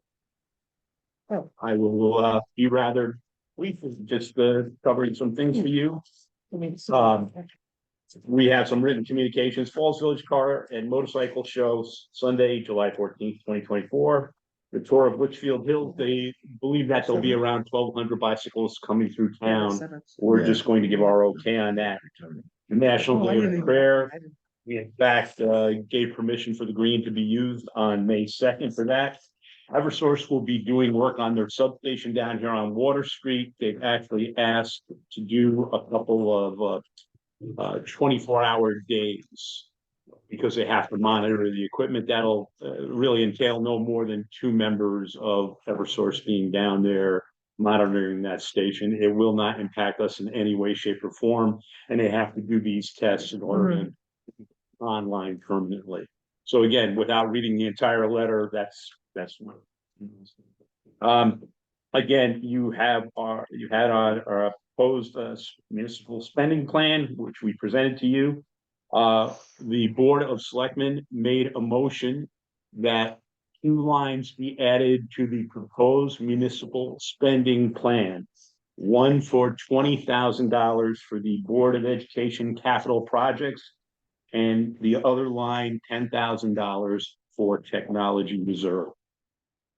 So we will, when the treasurer is back in her office tomorrow, we will make those modifications. And if you don't mind, Mr. Chairman, I'll just look over at the Board of Ed chair and just ask for any comment there beyond that.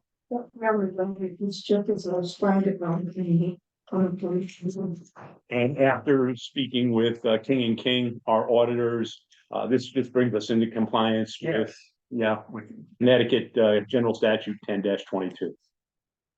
So, I'm sorry. Okay. Tree trimming still going on along Route 7. And again, I'll just go through these quickly. Route 7, they're gonna put rumble strips in the middle of the road.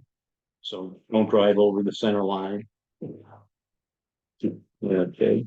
All the way, Route 7, the whole thing? From Route 63, there'll be paving.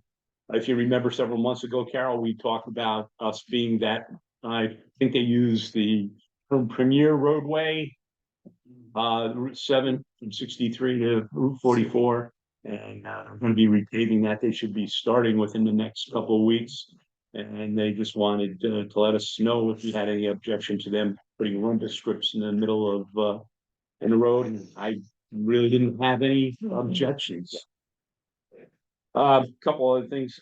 Just wanted to talk a little bit about the Recreation Commission, their Easter egg hunt and town farm property tour. I don't know how many of you attended that, but I can tell you that all the selectmen did, and I thought it went very, very well. Community Earth Day celebration. We'll have Earth Day cleaning up of certain roads within town that will be assigned The Falls Village Volunteer Ambulance has graciously supplied us with several hundred pairs of rubber gloves to pick up trash. And I will supply the trash bags. We are coordinating with our DPW manager to leave those bags of trash where they can be picked up and taken to our transfer station. Again, some things will affect us, but not directly affect the Board of Finance. Special licensing in firearms, there's a change in process for pistol permits starting July 1. I will be attending on April 17th, a seminar on what we need to do as a town. Actually, I, as the Chief Law Enforcement Officer, being the first selectman here in town, what I will have to do. We have from the Department of Emergency Management and Homeland Security, the 2024 statewide emergency planning and preparedness initiative that has to do with preparing for our upcoming elections and security around those. I might add here, which I did not add, April 23rd, I'll be attending put on by the Connecticut Council of Municipalities, an emergency management seminar that is statewide, not on the eastern side of the state. Should put that in there.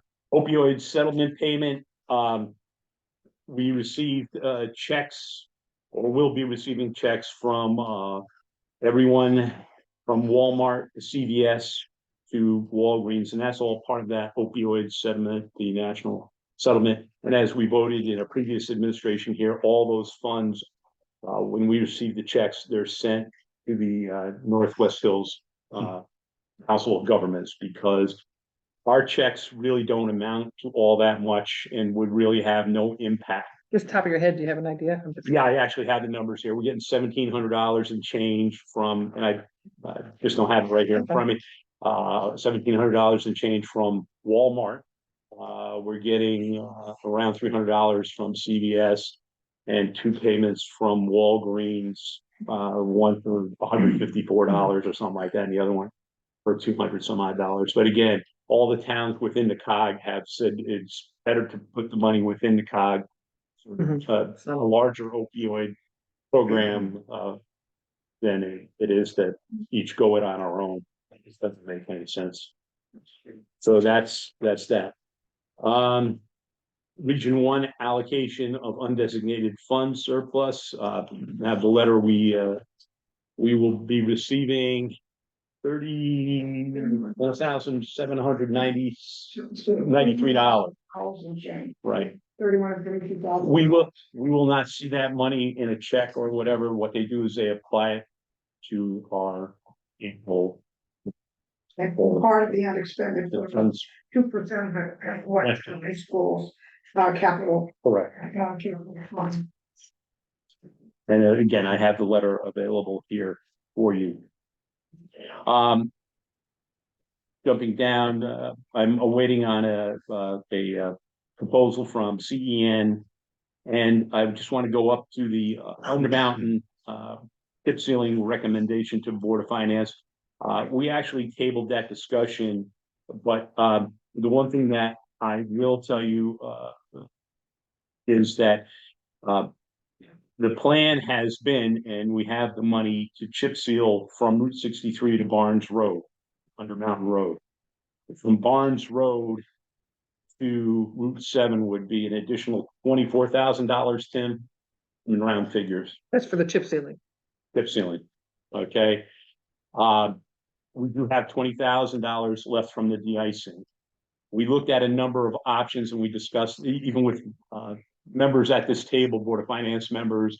I had actually discussed a little bit about this and what we might do with that $20,000, rather than return it to the general fund, but using it for some sort of road maintenance.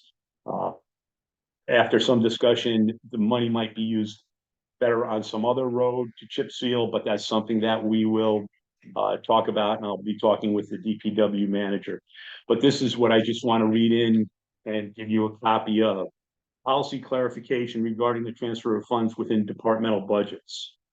This has been a recommendation by the Board of Finance back in 2021. recommendation, if an amount requested to be transferred within sublines of a department, for example, 1,001 selectmen's expenses, 1,002 town hall expenses, that does not exceed 15% of the department's total budget and will not overspend the department's total budget amount, then the transfer can be authorized by the Board of Selectmen with subsequent notice to the Board of Finance at the regularly scheduled monthly meeting. Such adjustments will be reviewed in summary by the Board of Finance at the end of the fiscal year for discussion or reconciliation as needed. Transfer requests within a department sublines exceeding 15% of the department's budget total require Board of Finance approval, with the exception of the Road Maintenance Department number 3001 and Fire Commission Department number 2001, which can transfer up to 60% of funds within sublines of those departments due to seasonal flexibility and emergency needs. Or an emergency / critical circumstance requiring immediate budget action, spending exceeding this 15% limit. We went back there. May be authorized by unanimous Board of Selectmen vote with subsequent timely notice to the Board of Finance for review and approval. So again, Kim could move that money from de-icing right into this chip sealing or wherever it takes place in chip sealing. So I will supply this document. And you tabled all that at the selectmen's meeting because you're gonna do more research for something. I just happened to be at the meeting, so. As a member of the selectmen, they would like me to spend it differently than I do, I heard that. basically. So We have to Yeah, come okay, to our agreement. okay. it's just a thought that while we're able to get, and I hate to put it this way, but forgive me for putting it this way, we've got a good deal right now on oil. So it's just a matter of how you spend the money and there's a It all go difference of back into opinion. roads. Right? Yeah, it's all going back in the roads. Okay. This question, what road, Yeah. but we tabled that for some discussion, so. And we will meet and we will probably more than likely within the next week, meet in a special meeting of the Board of Selectmen, and we will advise you, but any transfer fits well within his ability to do that in the sublines. So I just want to let you know that. Okay.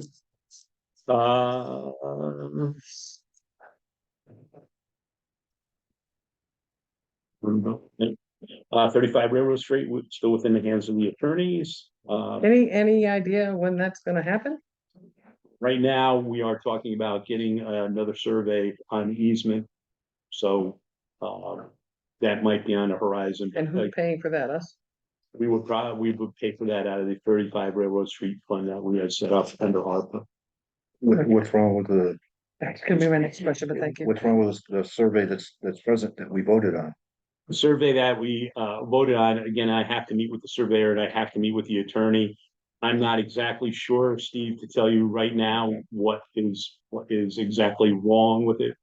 Okay, And who's doing the survey?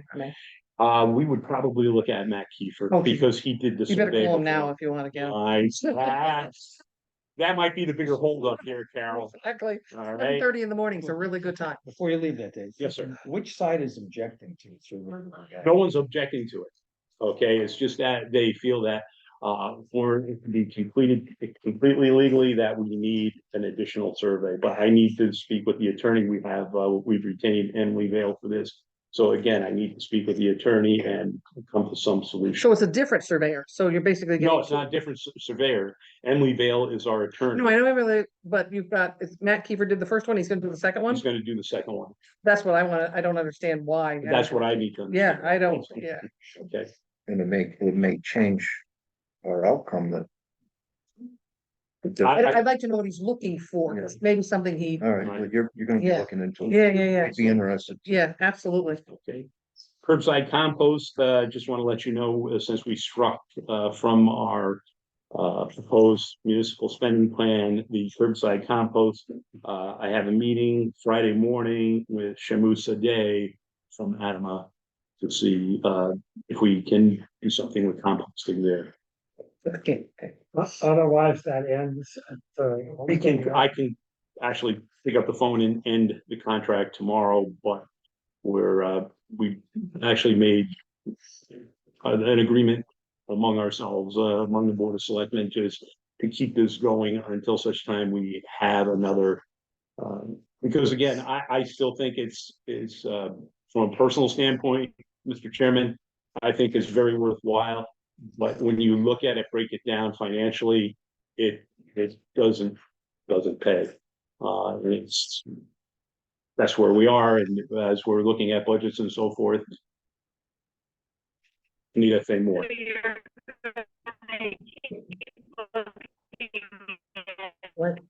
Who is that speaking? 'Cause Amy, we can't hear a thing he said. it's very garbled.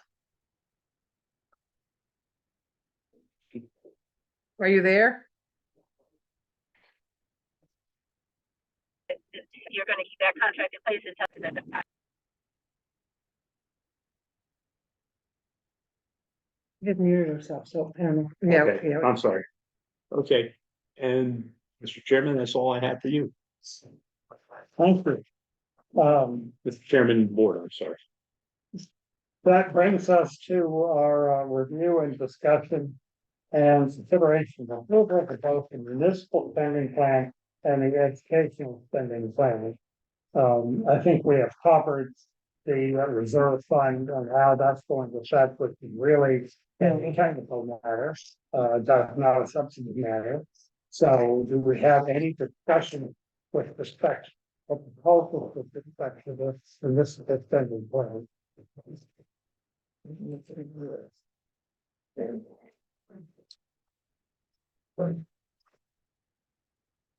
Yeah, that's what I want. Thank you. Oh, there's a lot part. Would this be the right time to ask a question about the projected revenue or not?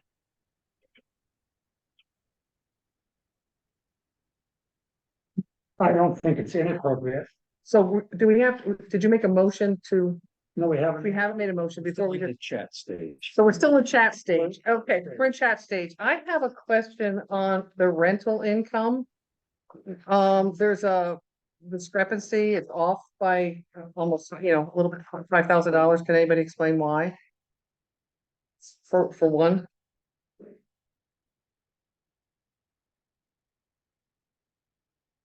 Is Michelle still there? Michelle disappear? I'm here. No, I'm here. What did you ask, Carol? Okay. The rental income to now, Yep. What section is that? why are we under the rental, I got my, the revenue report. Do you have any idea why that's off? The rent that we collected or what we're projecting? Sorry. Well, it's short. Right The now, rent it's that showing, we've collected as of right now. yeah, I can't hear you, so. Um, you're saying the rent that we've collected as of right now is short, is Yes, what I'm it looks getting? like it's gonna be short. Is there a reason why? Is there a reason why? I Not looking to actually attack think, anybody, I'm just trying to get an idea. I actually think I have to let the Board of Selectmen handle that question, not me. Sorry. They are behind in their rent. They are behind in their rent. Yeah, so we're giving them time to, And how do we rectify that? that's right now being rectified with, they had questions on the rent having to do with electric, and we actually looked over the bills. And we didn't have to make any adjustments, we just needed to explain it to them. So, do they have what's their lease on that? I'm just curious, because I don't know. I'm gonna be honest with you, Carol, I would have to look at that lease. That lease was initially, again. Yeah, that was between- very, back in the day, Yeah. it was done, and I just don't know how long their So lease I'm was. gonna have to look at that, and I went back to you with those Okay. answers. Okay. Yeah, that's just a concern. I don't want the town to be footing the bill for somebody else's rent. You know, we need to know why. All right.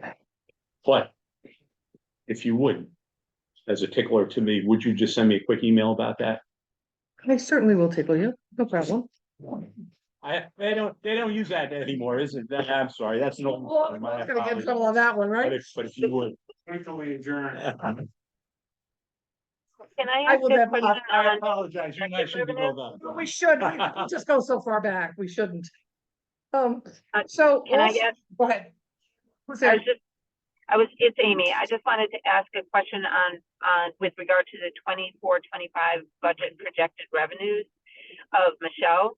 On the, there was a column, it's not in front of me right now, it's, I think,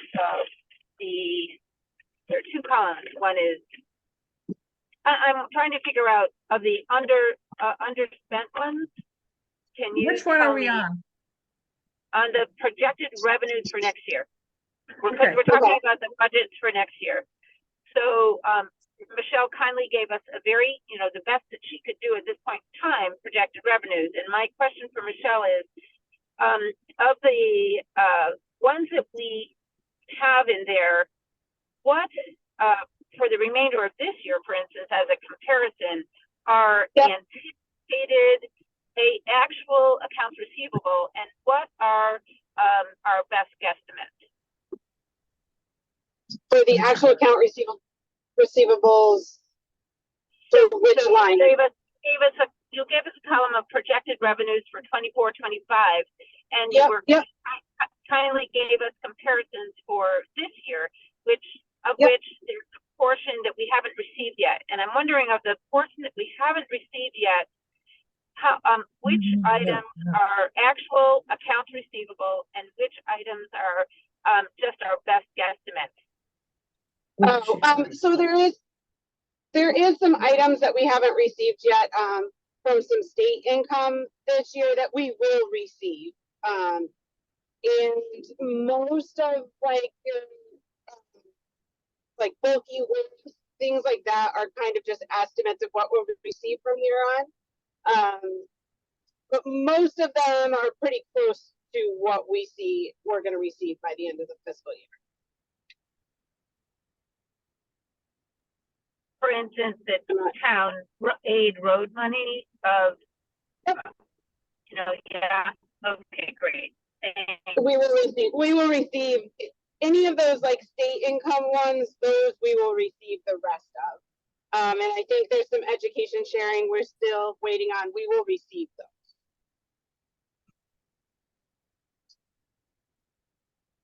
Right here. So we finished, what's your question of Michelle? There. I was gonna ask them. Go ahead, ask.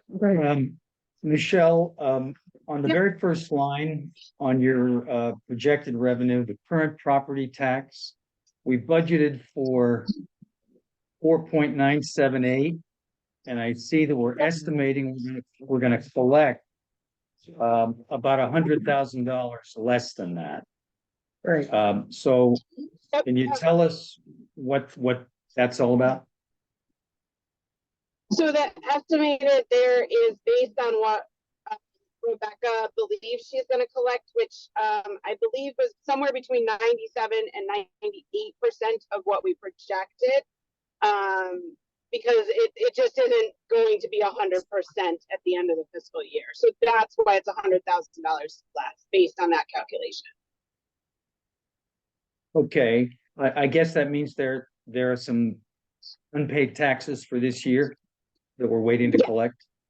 Yes. We never get 100%. Right. Okay, thank you. These are this expense list. Thank you. I don't think it's that much.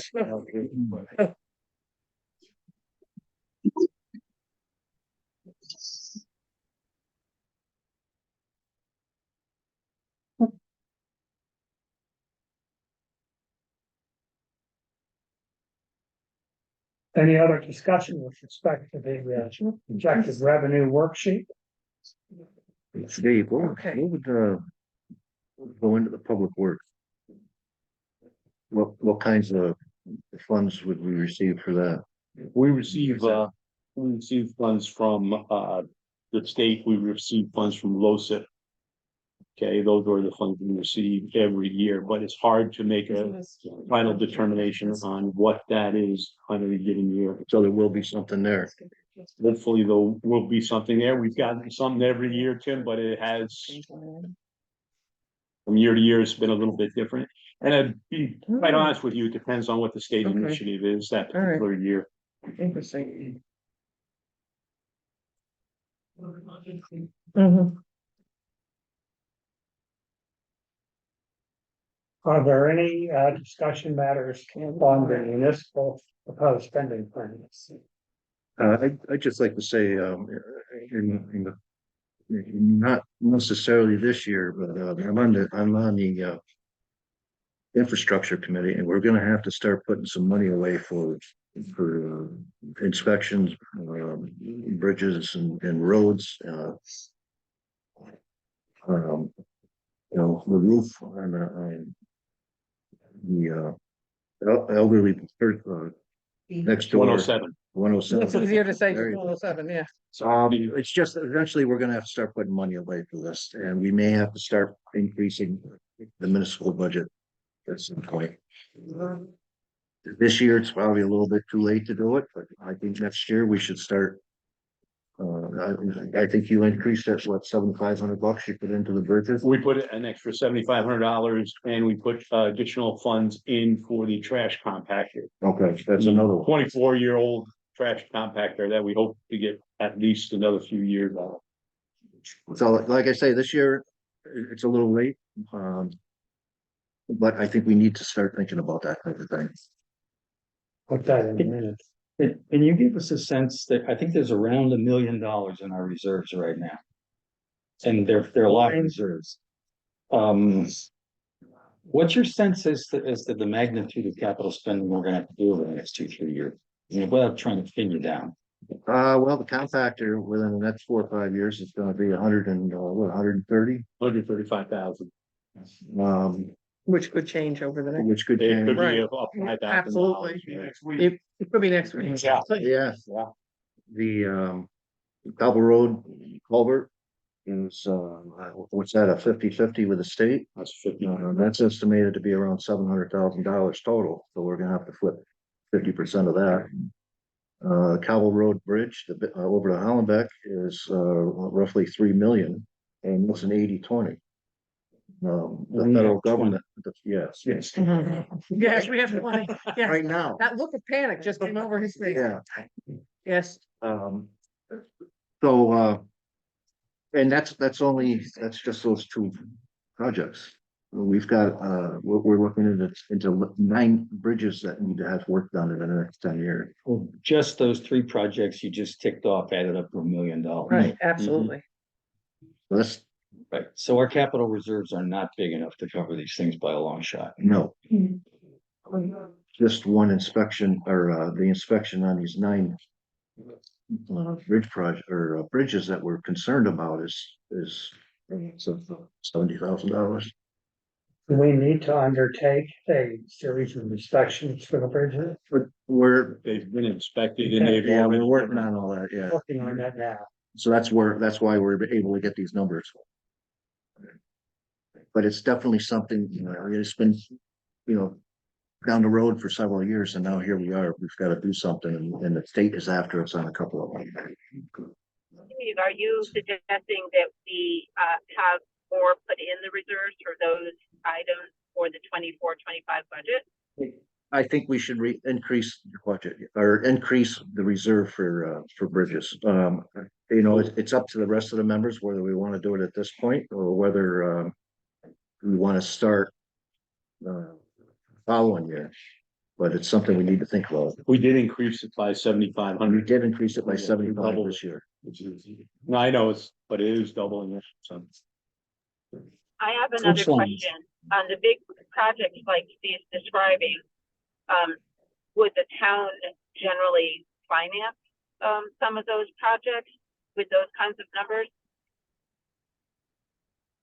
That would be something I think you'd look at down the road. And there's a lot of factors involved with that, as far as interest rates, et cetera. We can't really make that, We can't make that decision right we can't now. make that decision. And yes, No, it's a I'm not possibility. asking if you would do that. I'm just saying, in the past, have we done that? Yes, you can. for other Yes, you can. Absolutely. Absolutely. Well, I'm sorry. It's garbled. No, it is No, I garbled. apologize.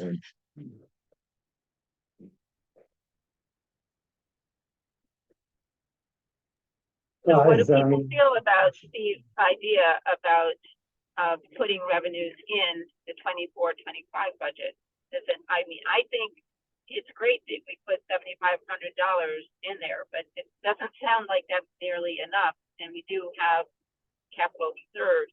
I mean, we have a reserve, general fund account. I would be interested in putting more in those reserve funds, for at least to discuss that tonight.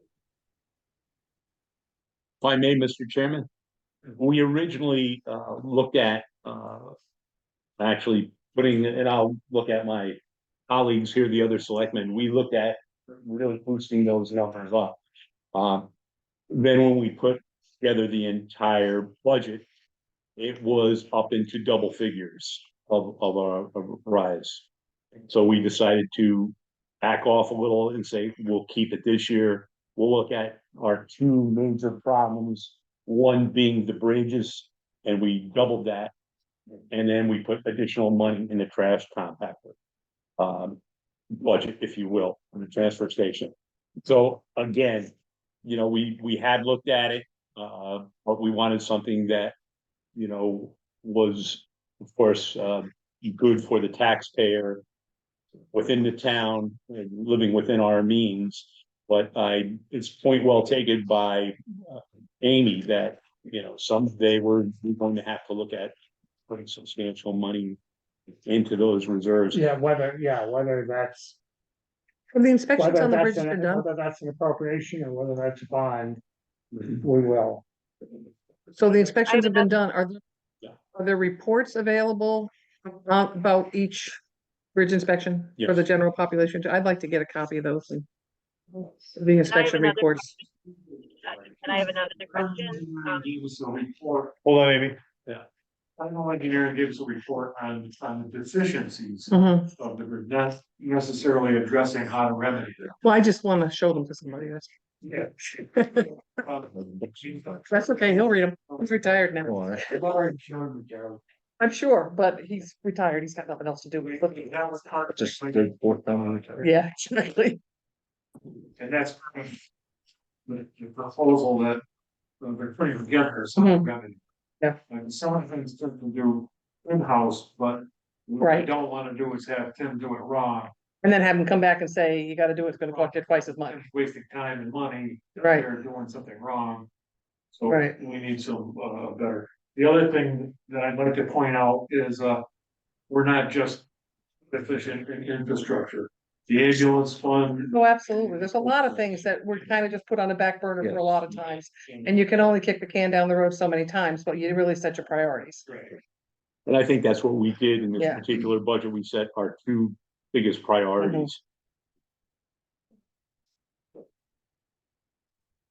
But it is still scary to the taxpayers that are really struggling. There are a lot of people that can handle it with no problem, others, and we have to take everybody into consideration down the road. And these things have to be done. It's a matter of how we go about doing them So again, to that's protect why, everybody. Yeah. that's why you have what you have as our proposed municipal plan. I think Amy had a question. Amy? Are you there? She's off. She must have lost connection. She's not here. Is there any further discussion on the appropriation for the library based on public comment that we had? Is there any consideration of increasing that even incrementally? Can I ask this? Are we still in the discussion stages about them? And I think Yeah. that's something that we have to just I'd like to review it a little bit more. I've been away, and only been doing Zoom meetings. So I think that rather than make a decision about that, Well, I would like, running out of time. I realize that, but we I would actually just like a little bit more need to time make for a me to. recommendation on these budgets tonight, and then the next meeting will be setting a town hearing.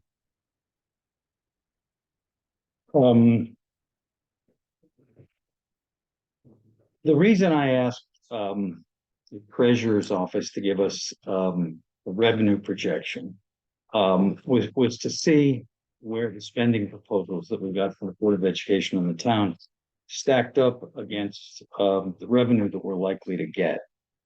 And using the numbers that Michelle gave us, if we held the mill rate constant, we'd have And this is if we collected every dollar of billed taxes, we'd be short $450,000.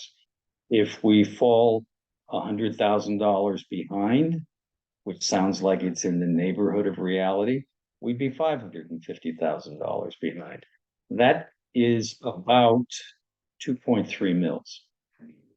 That $550,000. So if we were going to put the entire shortfall on the taxpayer, and I'm not saying we should, but if we were, we'd be looking at a mill rate increase by my numbers of about 2.3. That's about an 11% increase over the existing 21 mil. Now, last year, we had a reduction in the general fund of some 330. 34,000, I believe, but 334,000. But which we hadn't touched. well, I'm sorry? you will touch it this year, though. Yeah. It's gone. Right. So looking ahead at next year, we're behind in the neighborhood of $500,000. Right. So we're looking, again, if we put it all on taxpayers, at a substantial increase in the mill rate, probably up to about 23 mils, in that neighborhood. So what can we do to not put it all on taxpayers? We have two options. We can ask you folks to reduce your spending proposals, or we can entertain the possibility of doing again next year what the board did last year, and that was to use some of the general fund, the $335,000, to fill up some of this hole. But those are the only options in front of us. Now, we heard from King and King. We heard the same thing from the Connecticut Conference on Municipalities, that we ought to be in the, one I think said 10 to 15% range, the other said 12 to 15% range. That's the percentage of our budget that we ought to have on hand in the general fund in case something untoward happens and we need it. So our annual budget is right now about $6 million. 15% of that is $900,000. And I think King and King, and certainly the people we heard at the conference on municipalities, said for a town our size, where an expensive item like a fire truck, what have you, that's going to be a big ticket item to us if it wouldn't be to a bigger town. So they counseled keeping the general fund on the high side of the range. So if we thought it was prudent to keep it at 15%, we're talking about having a general fund of 900. That's about what was projected for the coming June 30, but we now learn we're not going to collect $100,000 of taxes, at least not right away. So the general fund at the end of the year may be down to about 800. My view on this is that it's probably at a level where, unless we absolutely have to, we shouldn't use the general fund tax relief next year. So that means there's only one place to go, and that's the municipality and the Board of Education, and see if they can pitch in. And we're going to have to ask the taxpayers for more money. I don't see any way to avoid that. But if the Board of Ed and the town can pitch in to cut their proposed spending plans, we can at least get the tax rate increases down to something that will be more palatable. I think the budgets are reasonable. They added up to a 4% increase. Yes. It's just barely above inflation. And it's So consistent with the other towns. yeah, so I'm not saying that people are overreaching, but we're in a position where we can't finance it without significant tax increases. So I'm just going to throw it out there. My suggestion would be, and people are inclined to take this up, we can talk about numbers. My suggestion would be to ask for about a third of that hole to be filled in by the Board of Education and the town through reductions of your spending proposals. And the other 2/3 of the hole, regrettably, I think we have to ask the taxpayers to fill. That would, in round numbers, cause a tax rate increase of probably about 1.5 mils instead of 2+. So that's my thinking on this. And that's why I thought it was essential that we have the revenue projections before we say yay or nay to the spending plan. John, I think that's a great point. Can I just ask if you've done any more calculations on what that 1/3 would, be in numbers, in dollars? Yeah, if our whole is 450, and that's optimistic. In other words, if the shortfall of our revenue against our expenses is 450, and that's optimistic. But I would suggest asking the town to give 150 of that back and reduce spending, take the other 300 and regrettably increase the mill rate to cover it. I don't think we have money in the general fund to use for this. And I think it's a bad habit to get into because it puts us in this situation that's only going to get worse. The firehouse sale, I'm just going back, because we may have discussed this before, where does that money go? Has that been included in all of these numbers now? So what are we talking dollars wise there? I don't even, by the time 300,000. by the time we pay everything off, like the surveys and everything else. A little less than that. It'll be probably about 250. And does that go into the general fund? It would go right into the general fund. Is that being considered, but that's not there, But we're not that's considering not that, there that's not because part of that it, has so it not hasn't happened yet. I don't think we can No, I And you understand, don't that. want- I understand that, can't because we don't know what's going figure on it with out that. because it's already been so long since we. Right, exactly, and it's not done yet, I just was curious as to where that goes. And if it has any effect or been considered already. I agree with John. I think we've got to think get this. Carol's point is a good one too, though, that it's good to keep in mind that there is other revenue coming in.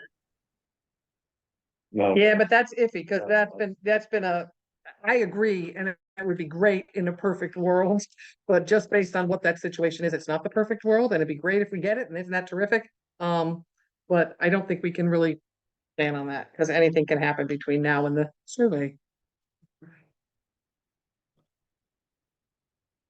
But I do. Specific suggestions. I'll throw this out, but you know, these are rather arbitrary. I'm just trying to figure a way to fill the hole. Mhm. The combined spending proposals were 6.1 million. And I'm going to ignore the shifting of the 30,000 from your budget to the town budget because it's the same amount. I think we need to I would suggest we reduce the combined spending by 150,000. Which probably means that we would ask the Board of Ed, but by 20,000, this is my suggestion, just a suggestion, ask the Board of Ed over and above giving up the reserves that lawfully have to be on the town's books, not the board's. Ask the Board of Ed to cut $20,000 wherever they can. I think it was a very reasonable budget proposal, but we have to tighten our belt. And then the balance of it, I would ask municipality to come up with, which would be $130,000. Combined 150. And one idea that occurred to me is if you have money on hand at the end of the year, and I understand it's not unheard of that you do, that you could this year put that money into our capital reserves, and next year, even though we're going to need a lot of money, as Steve said, but in this coming year, you could reduce the modest contributions that you set out for the capital reserves and just try to trim fat elsewhere where it is. Rather than tell you specific lines where I think it's a little bloated, you are in a better position to, if you have to cut by a certain number, to figure out where to assign it.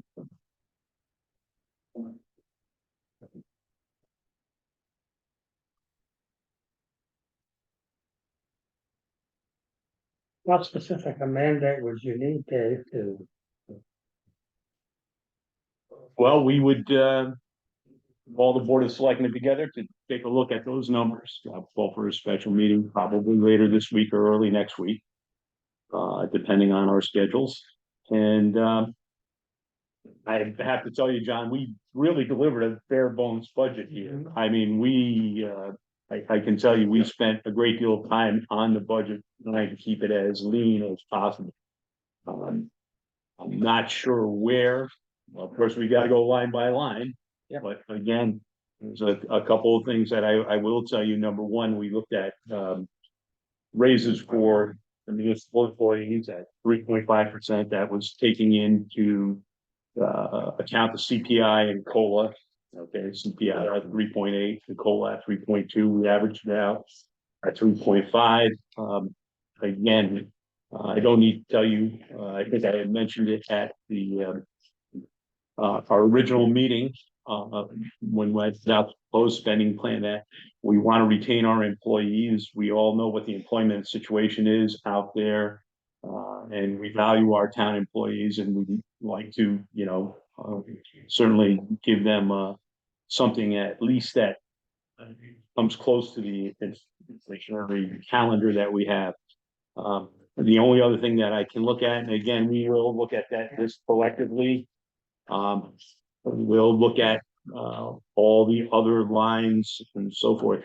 I can tell you with our non-municipal entities that asked for money, we had no one ask for money except for the library and the children's theater. So again, both of those were minimal. With mandatory increases in early voting and GIS. Well, that's it. The GIS, again, we have to come in compliance with state statute. We don't have any real 7-100, as you know. We don't have any wiggle room in that. And again, the early voting kind of dumped us all. We're in a tough situation, and as I said, I think the proposals that were made were reasonable. But I think planning in the past has put us in the situation we're in right now. So I think, we should hear from other people. There are two other things we could do besides asking the board and the town to cut its spending proposals. We could invade the general fund, or we could put the entire burden of this whole on the taxpayer, or we could do some combination of it. So it would be good to hear some other views on that. If we end up with $800,000 in the general fund, which looks like is about where we're going to be, and we have a $6 million budget, that's about 13%. Personally, I wouldn't want to go below that. Other people may feel differently. So I think we need some more viewpoints on where we're going to fill this hole. If we don't, I think we have to ask the town and the municipal and the Board of Ed to pitch in something. Taxpayers going to have to pick up something else, but I think we need some more viewpoints on this.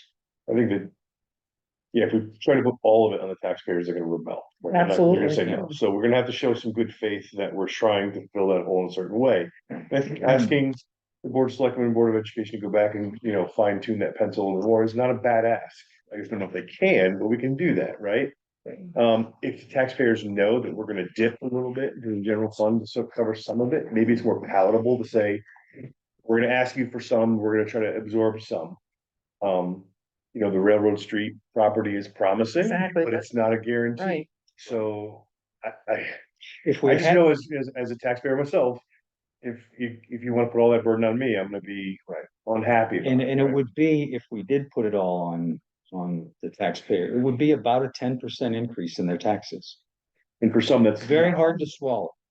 For some, that's not possible. My concern is for the ones that it's not possible. We've already lost a number of people in this town who can't afford to pay taxes. Absolutely. So we don't want to continue to drive a certain, income level out of our town.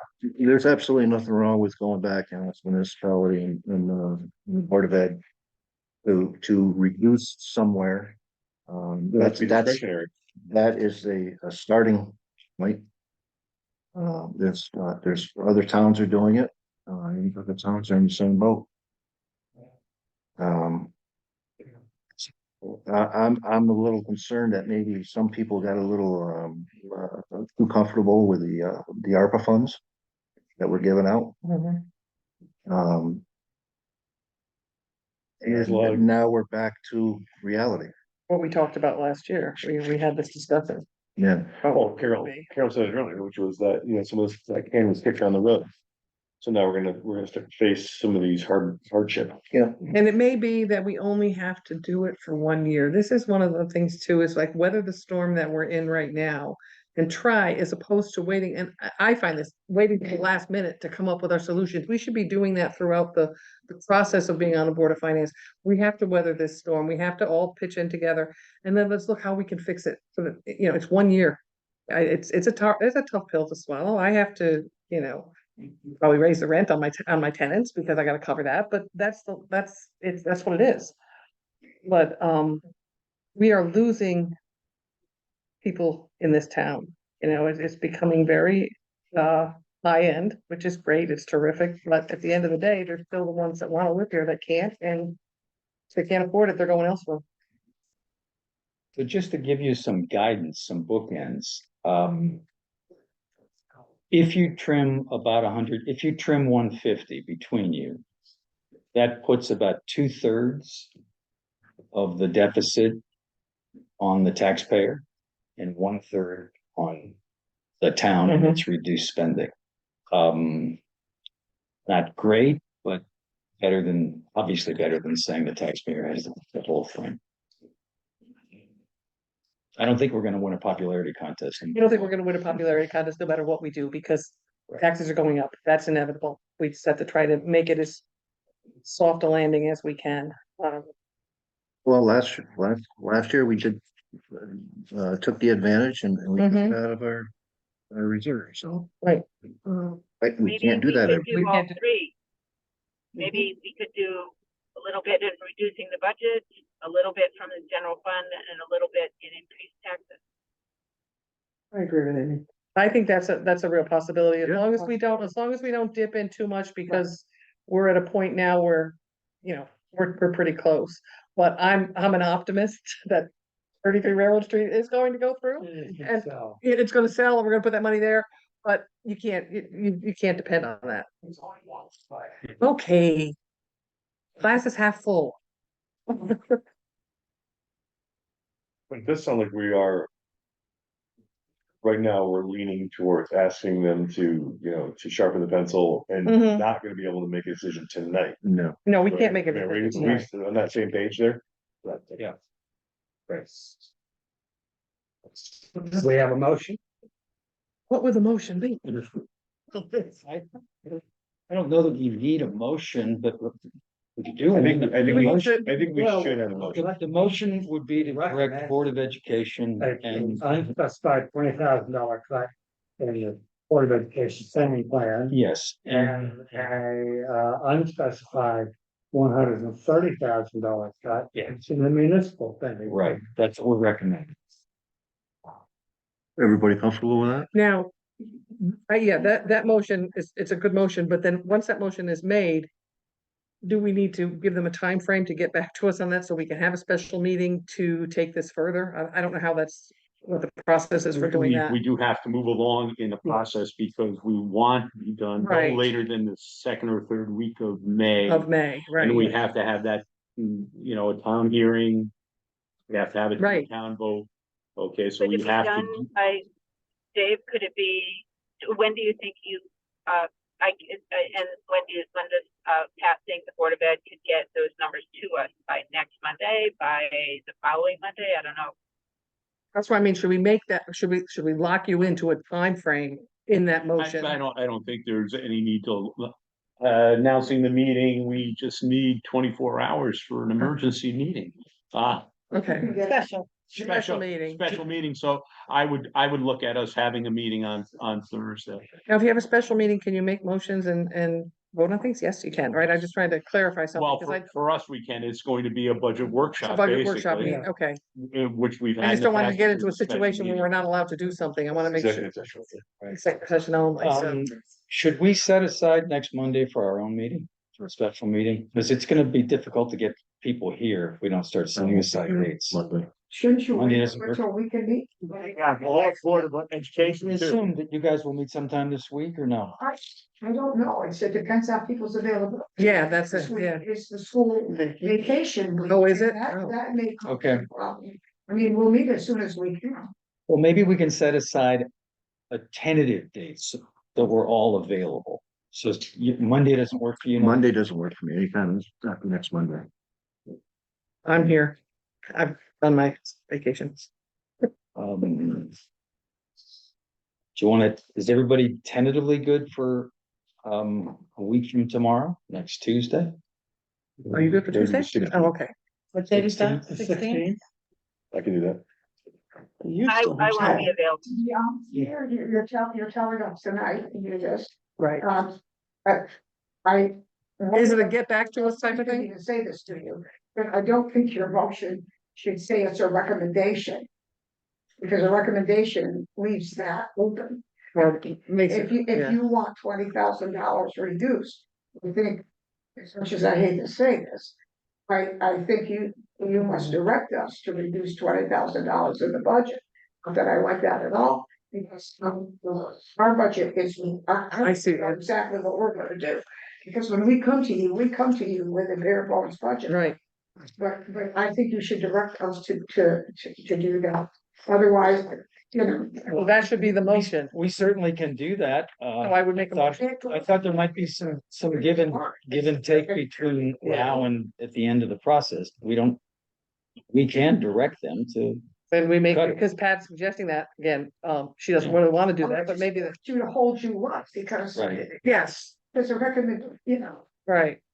So we can amend the motion to direct the Board of Education, so that's what I'm going to do. was it even I thought, seconded? I don't know whether was even motion was even made. No motion. I didn't even complete it. So I'll do it all over again. I move to direct the Board of Education to cut, to reduce from, the spending proposal. So I'd already made the $30,000 you were gonna put into reserves and $20,000, that you'll find elsewhere at your discretion. And I would move that the municipality reduce, $130,000 from its spending proposal, again, spread at the discretion of the selectmen. Seconded. All those in favor? Aye. Aye.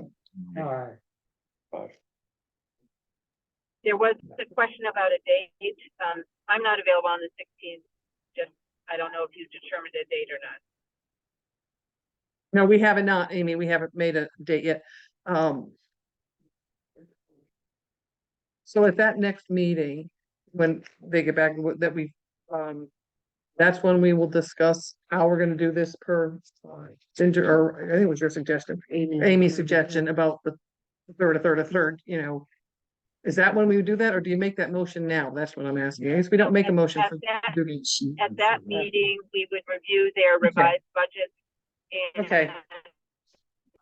And then we would decide how we get to that. Then we'd have a package ready to recommend. to the Right, town. okay, And then we can schedule the town meeting. correct. It has to be 2 weeks after the public hearing, right? Yeah. Yeah.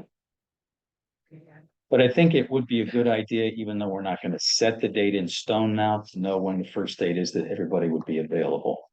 Well, I'm available anytime, so whatever. So the 16th doesn't work and the 17th doesn't work. I don't wanna pick on Steve, but we have alternates if he gets, I'm. You know, so that if we have. to Well, have- Monday's gonna be quick anyway. Is it Monday too And quick? I'm not Pascal picking on you, has so to don't get take it hers personally. Yeah. Yeah. Right. Done as soon as Right. possible, Yes. but I keep hearing. Yeah, you can't guarantee It's that. it's just a tentative date for Right. us. So how about the 18th? That's a Thursday. It's a Thursday. Again, I'm fine with any of the dates you guys pick.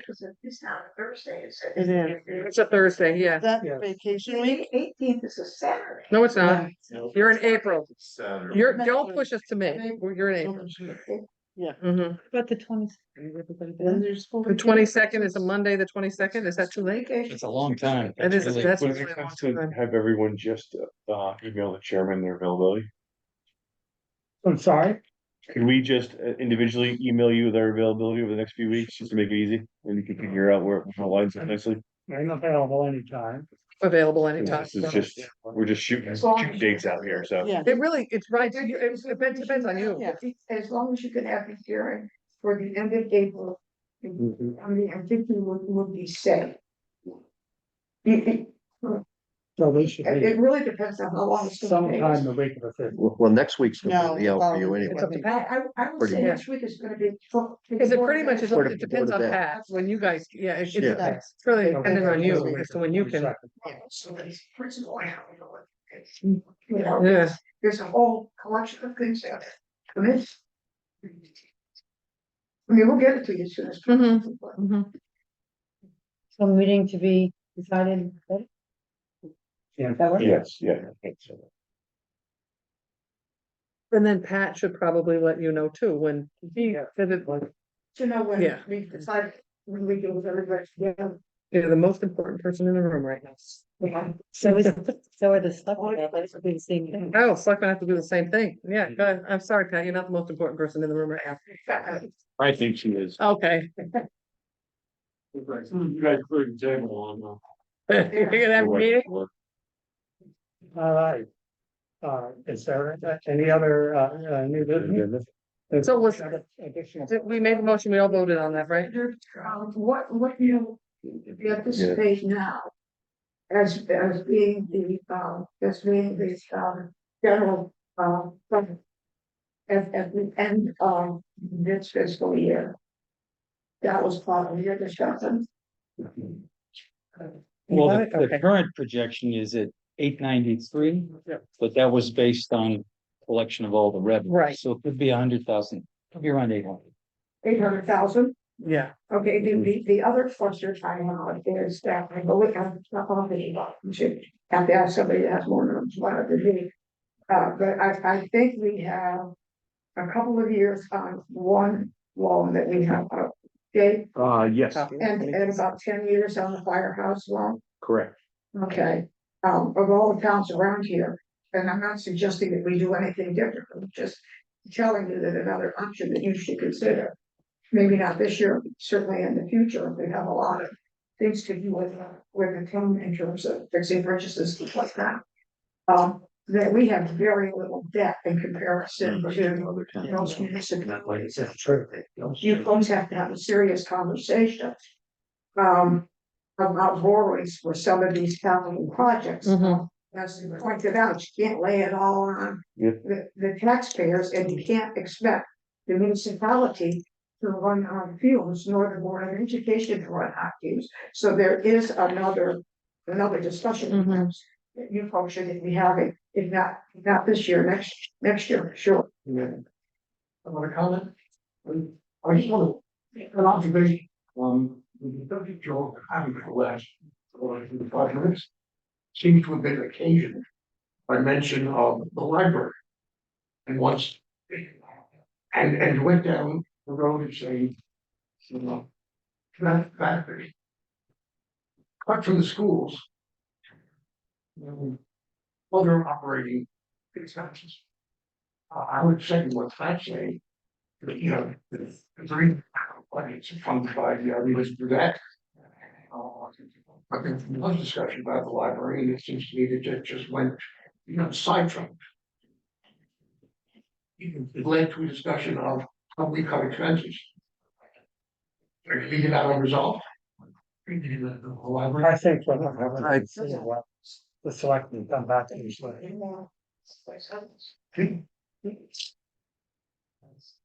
I mean, I personally would encourage them not to cut funding in the libraries, but they're gonna make that decision. Increasing 15, 25. And it's the same to schools, it's gonna come out of your eye. Whereas. You were, I don't want to get focused on anything else. we're here and heard everything that we're talking about though, right? Yeah. How we're fighting here, so we're trying to get things to work out and we're tight on money.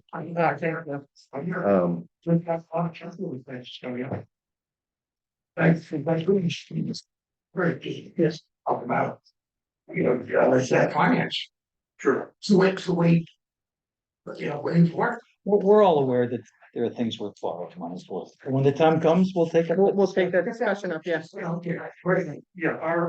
the budget that we, together, if any capital projects They're just operating expenses. Right. And it doesn't make any fiscal, logic to borrow money to do. Wouldn't do that at my house. And I don't think I wouldn't expect the town or the taxpayer to do it. What do we do next year? Borrow more money to just operate more? It's been operating out, right? No, I got good fund, there's not any. What, and we. Discuss it. Nothing. Maintain a level of the. You have to use Say the it. general fund. No, I know what you're. Level of general fund that. And when we have, we have 58.1%. With the leverage of that, with the utilization, it's gonna be very difficult for us to come up with $20,000. That's what I want. We gotta try to figure out a way to do it. Try to find ways where we don't forget. Yes,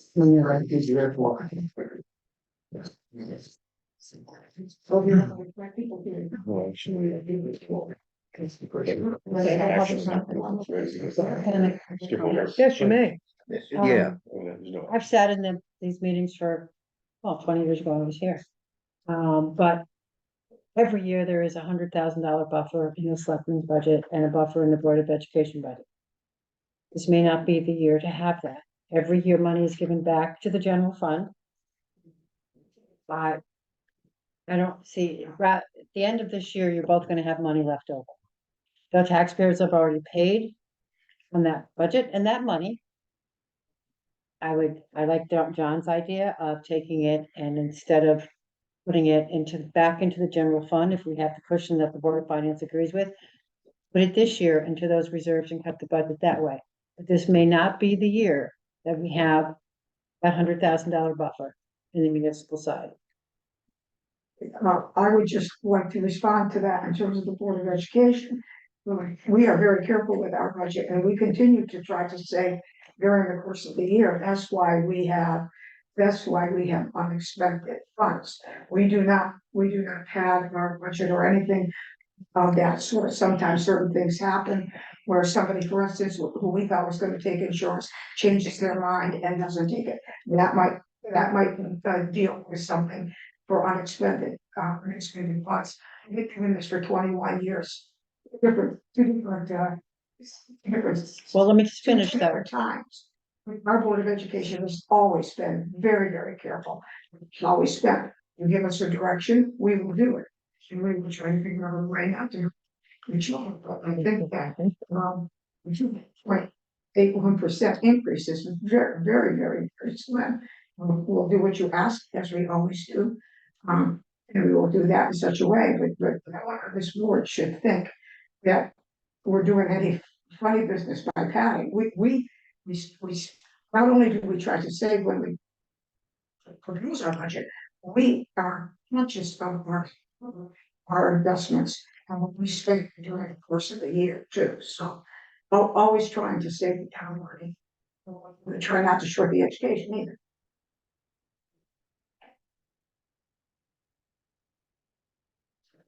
Any other comments? So how are we gonna leave the old business? Is it gonna be considered tabled or? Well, no, yeah, we had a review and discussion. It's gonna be continued. We didn't approve. Okay, so as far as the books go, To the next meeting. as far as the record goes, we're gonna it's gonna be tabled or? No, it won't be tabled or anything. What's gonna happen is the motion that John made to cut 20,000 from the Board of Ed plus the third Okay. reserves and cut to I think that was the result of that.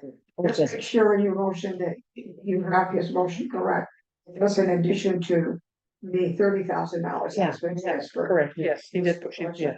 Right. Yep. So that motion then just puts that, just leave that on the old business then. Cause it'll come up at the next meeting we have. It has to be done. Well, that Yeah. old business has been taken care of. So whether does it become new business next meeting? If it's to discussion to approve to send to public hearing, that's new business. Got it. Yeah, today was to discuss what you do next. Okay, gotcha. Just one question. What is our date to get back to you from the Board of Selectmen? We did not give you one. Okay. That's what you can. I think you're less constrained than the Board of Education. Right. Well, we do have to Yes, check with the registrar's office, with planning and zoning. And with a number of, because they presented their budget, so where Right. they had the ability to cut, It's expeditious. right? Right, that's So. motion to adjourn, so moved. Second. all in favor? Aye. Aye, thank you. I. 47 plans.